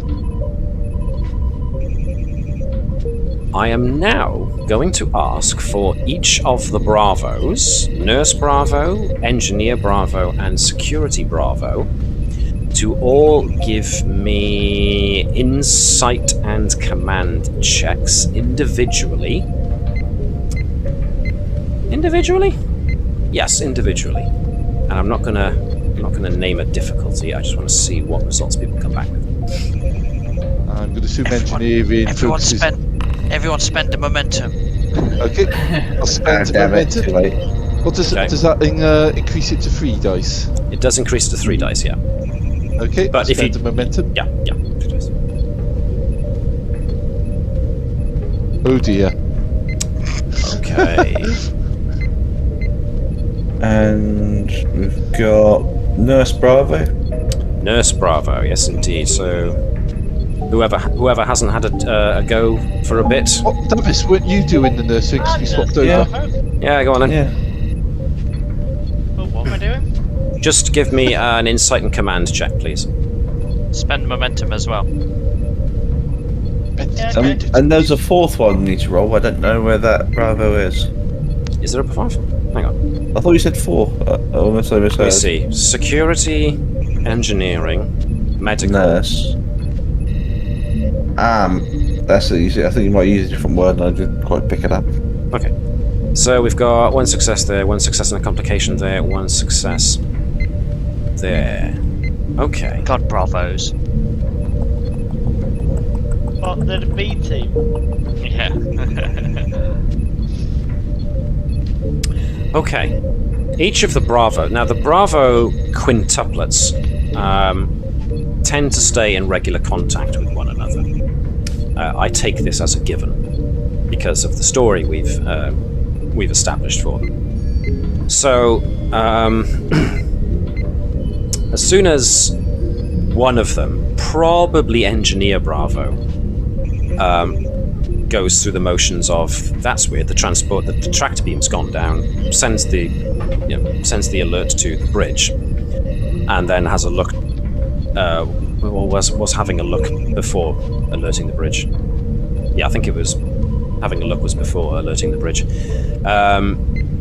As soon as you focused on where is primary tractor beam control, that's deck 16, and as soon as you thought of deck 16. Kind of almost as a reflex, by mostly the closest Bravo, which will be Engineer Bravo on deck 50. You kind of have a little instinctive little look around, just a little ping almost with with their telepathic ability. And oh dear, someone's not happy. Yeah. That was a nice-sided ping. Yeah, someone's waking up. The Bravo nearest to deck 16 feels an absence of mines. which is weird. And it kind of echoes back up the chain to the other two Bravos. And yeah, it's not distinct. Can't quite put your telepathic fingers on it, but for a moment it definitely seemed like you could, for lack of a better word to describe it, hear the minds of certain people on Deck 16. Then all of a sudden you couldn't hear them, and then all of a sudden you could hear them again. Almost like they passed through a tunnel and came out the other side.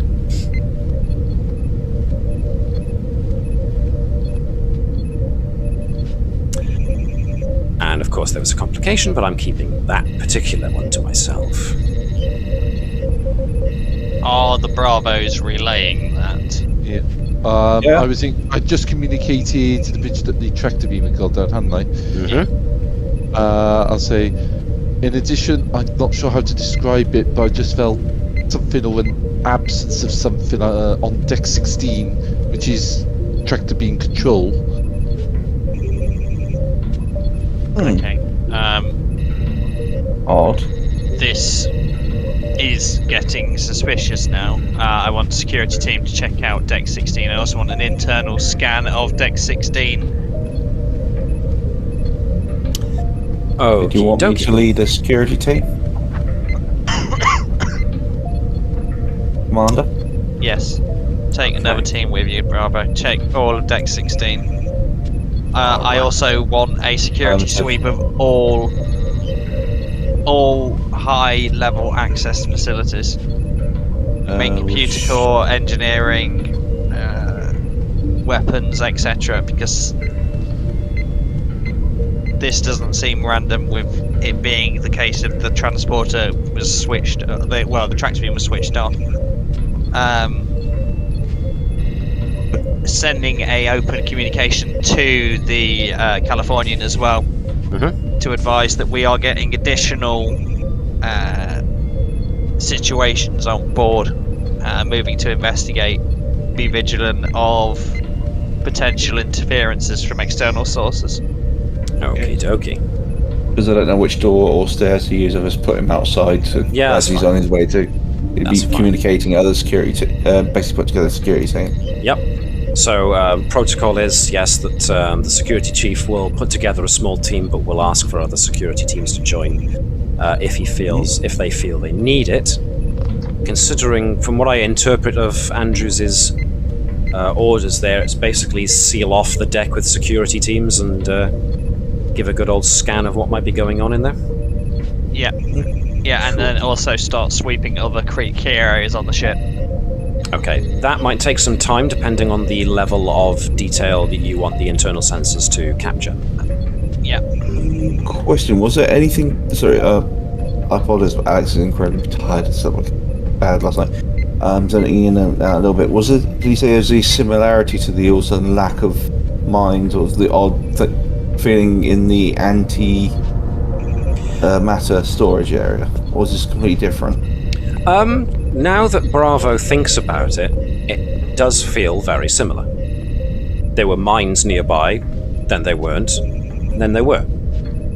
But the first time, each of the Bravos who sensed it, which I think was just the two of them, the engineer and the security chief, just dismissed it. It was like that was weird.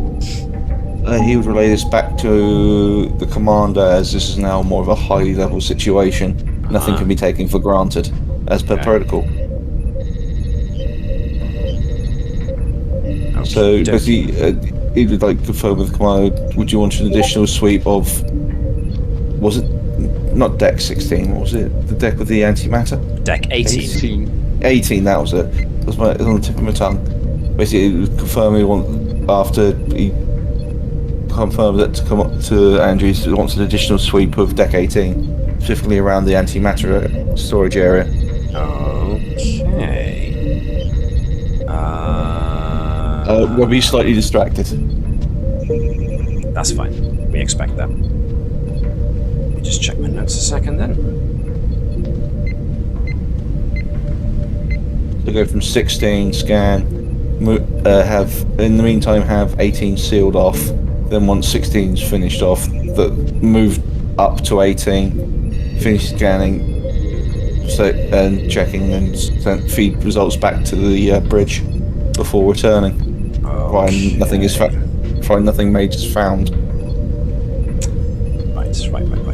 Right. So let me give you Lieutenant Bravo of security heading towards deck. Excuse me, 60. So where to bring you in? Let's bring you in from these doors here. And you're going to take a security team with you. So who have we established so far that's on security? We have got Ensign Natik. Where'd he go? Where's Natik? Punched a guy so hard he killed him. We called it the Atik attack. And the rest are going to be generic. Was that a person in the end? My mind slipped on that one. So, I'm going to hopefully bring you all to what's now going to pass for Deck 16. What's on Deck 16? You were going for... I'm back. There we are. So, a security team has now reached Deck 16, and not far from tractor beam control. And I am going to give you... Let me think. It's a quick thing. Did you hear any of that about Deck 18? No, I didn't. Okay, Bravo Security made a connection that the same feeling they had of the mines disappearing out was what he had in the antimatter storage, so he was basically informing that back to Commander Andrews as this has now become this is more than once there's potential danger going on, and suggesting that Deck 18 gets sealed off, and then after this Deck 16 had been scanned and checked, move on to 18 and repeat the process again, specifically around the antimatter storage area, as it was the same kind of situation. Yeah, sounds fine. Okay. So, the security team made up of the chief himself and Ensign Natik and two, for lack of a better description, red shirts. Two security guys heading towards main primary tractor beam control. And I am now going to ask for... Let's quickly jump back to the bridge. As I'm going to ask for Ensign Jenny Eric and Ensign Direxia Auradas to give me insight and security checks.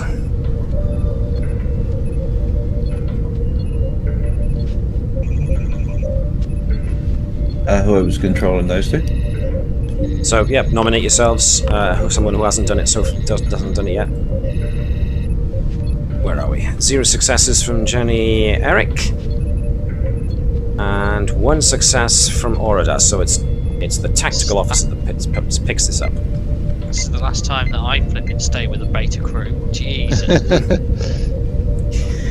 So the tactical officer picks up an alert that actually comes from a piece of software that Viber's installed. And Auradas sees that somebody has just used high-level command code to try and access the secondary computer core on Deck 16. Okay. If that's notified, then I think we would move to a red alert situation and isolate command level security clearance to bridge authorization access codes only. Okay. As well as informing the security teams that we've had an unauthorized attempted access to the secondary computer core. Okay then. So, The first port of call then for the team. jumping I'd say back probably- to the security team. Probably those two, and leave these two sort of like to keep track of the areas, make sure no one gets in or out. You got to take Atik with you. Yeah, no, I found taking those two using no names to basically keep the doors closed. Yeah, he can with the tick attack. Yep. So which door do we need to go to? So, secondary computer control should be up here, up this corridor, the door to your left. Take up positions to make sure. Okay.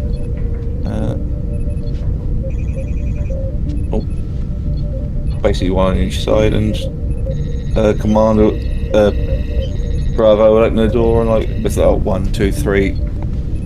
Open door. Phases up. Just take a look around.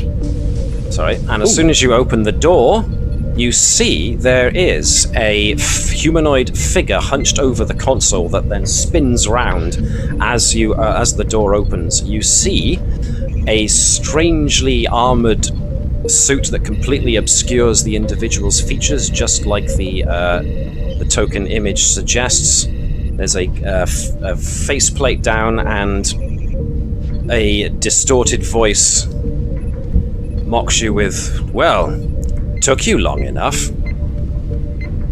And that's where we're going to finish for the night.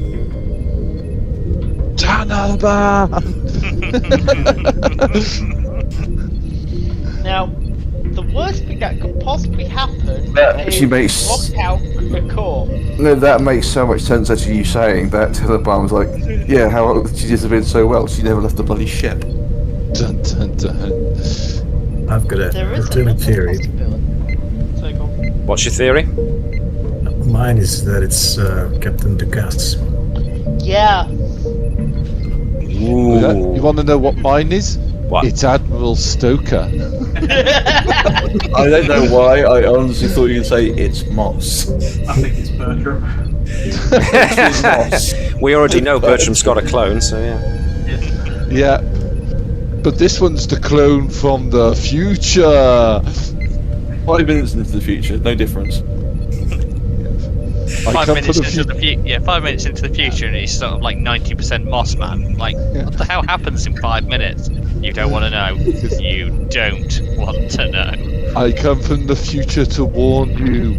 The replicators are making chicken dinners that are out of date. Wait, isn't the replicator sentient? Didn't we make him he's sort of like he is on the command structure, isn't he? You made him sentient and on the command structure. We did? You did not program him to cook properly. You know that replicator is just a tube, right? It's just Machude messing with you again. He's got a remote control and a microphone. He's been playing games on you for months. Okay, yep, we're going to leave it there for until next week. Apologies again for the big delay in getting this started because my machine overheated and the stream got lost. And then, of course, when I came back, I forgot to actually put on the sound from my microphone. So, whoopsie daisy. But we're still due a continuation of this heat wave here, I think, into next week. So. Yeah. Yeah, be afraid on Monday. Be very afraid. Yeah. So, I will let folks know whether or not this is still on. Hopefully it will be. At the moment, I've just got my PC, my PC's tower open and with a fan going full pelt at it. Hopefully that's back doing in the there. job. Nothing will go wrong. So yeah, the head of shipboard services is Lieutenant Commander Replicator. I see. But for now, for at least the apologies to the stream folks who didn't get as much as this as they usually do, but I think that's a pretty good place to leave it for suspense. And of course, there's also the thing with the monolith out in outer space, so we'll see how we do with that. So, as far as the stream goes, thank you very much, guys, for attending, for listening in, and we will see you next week. So, again, I'm going to be a nerd. Live long and prosper, and hailing frequencies closed. Nerd. Thank you. Nerd.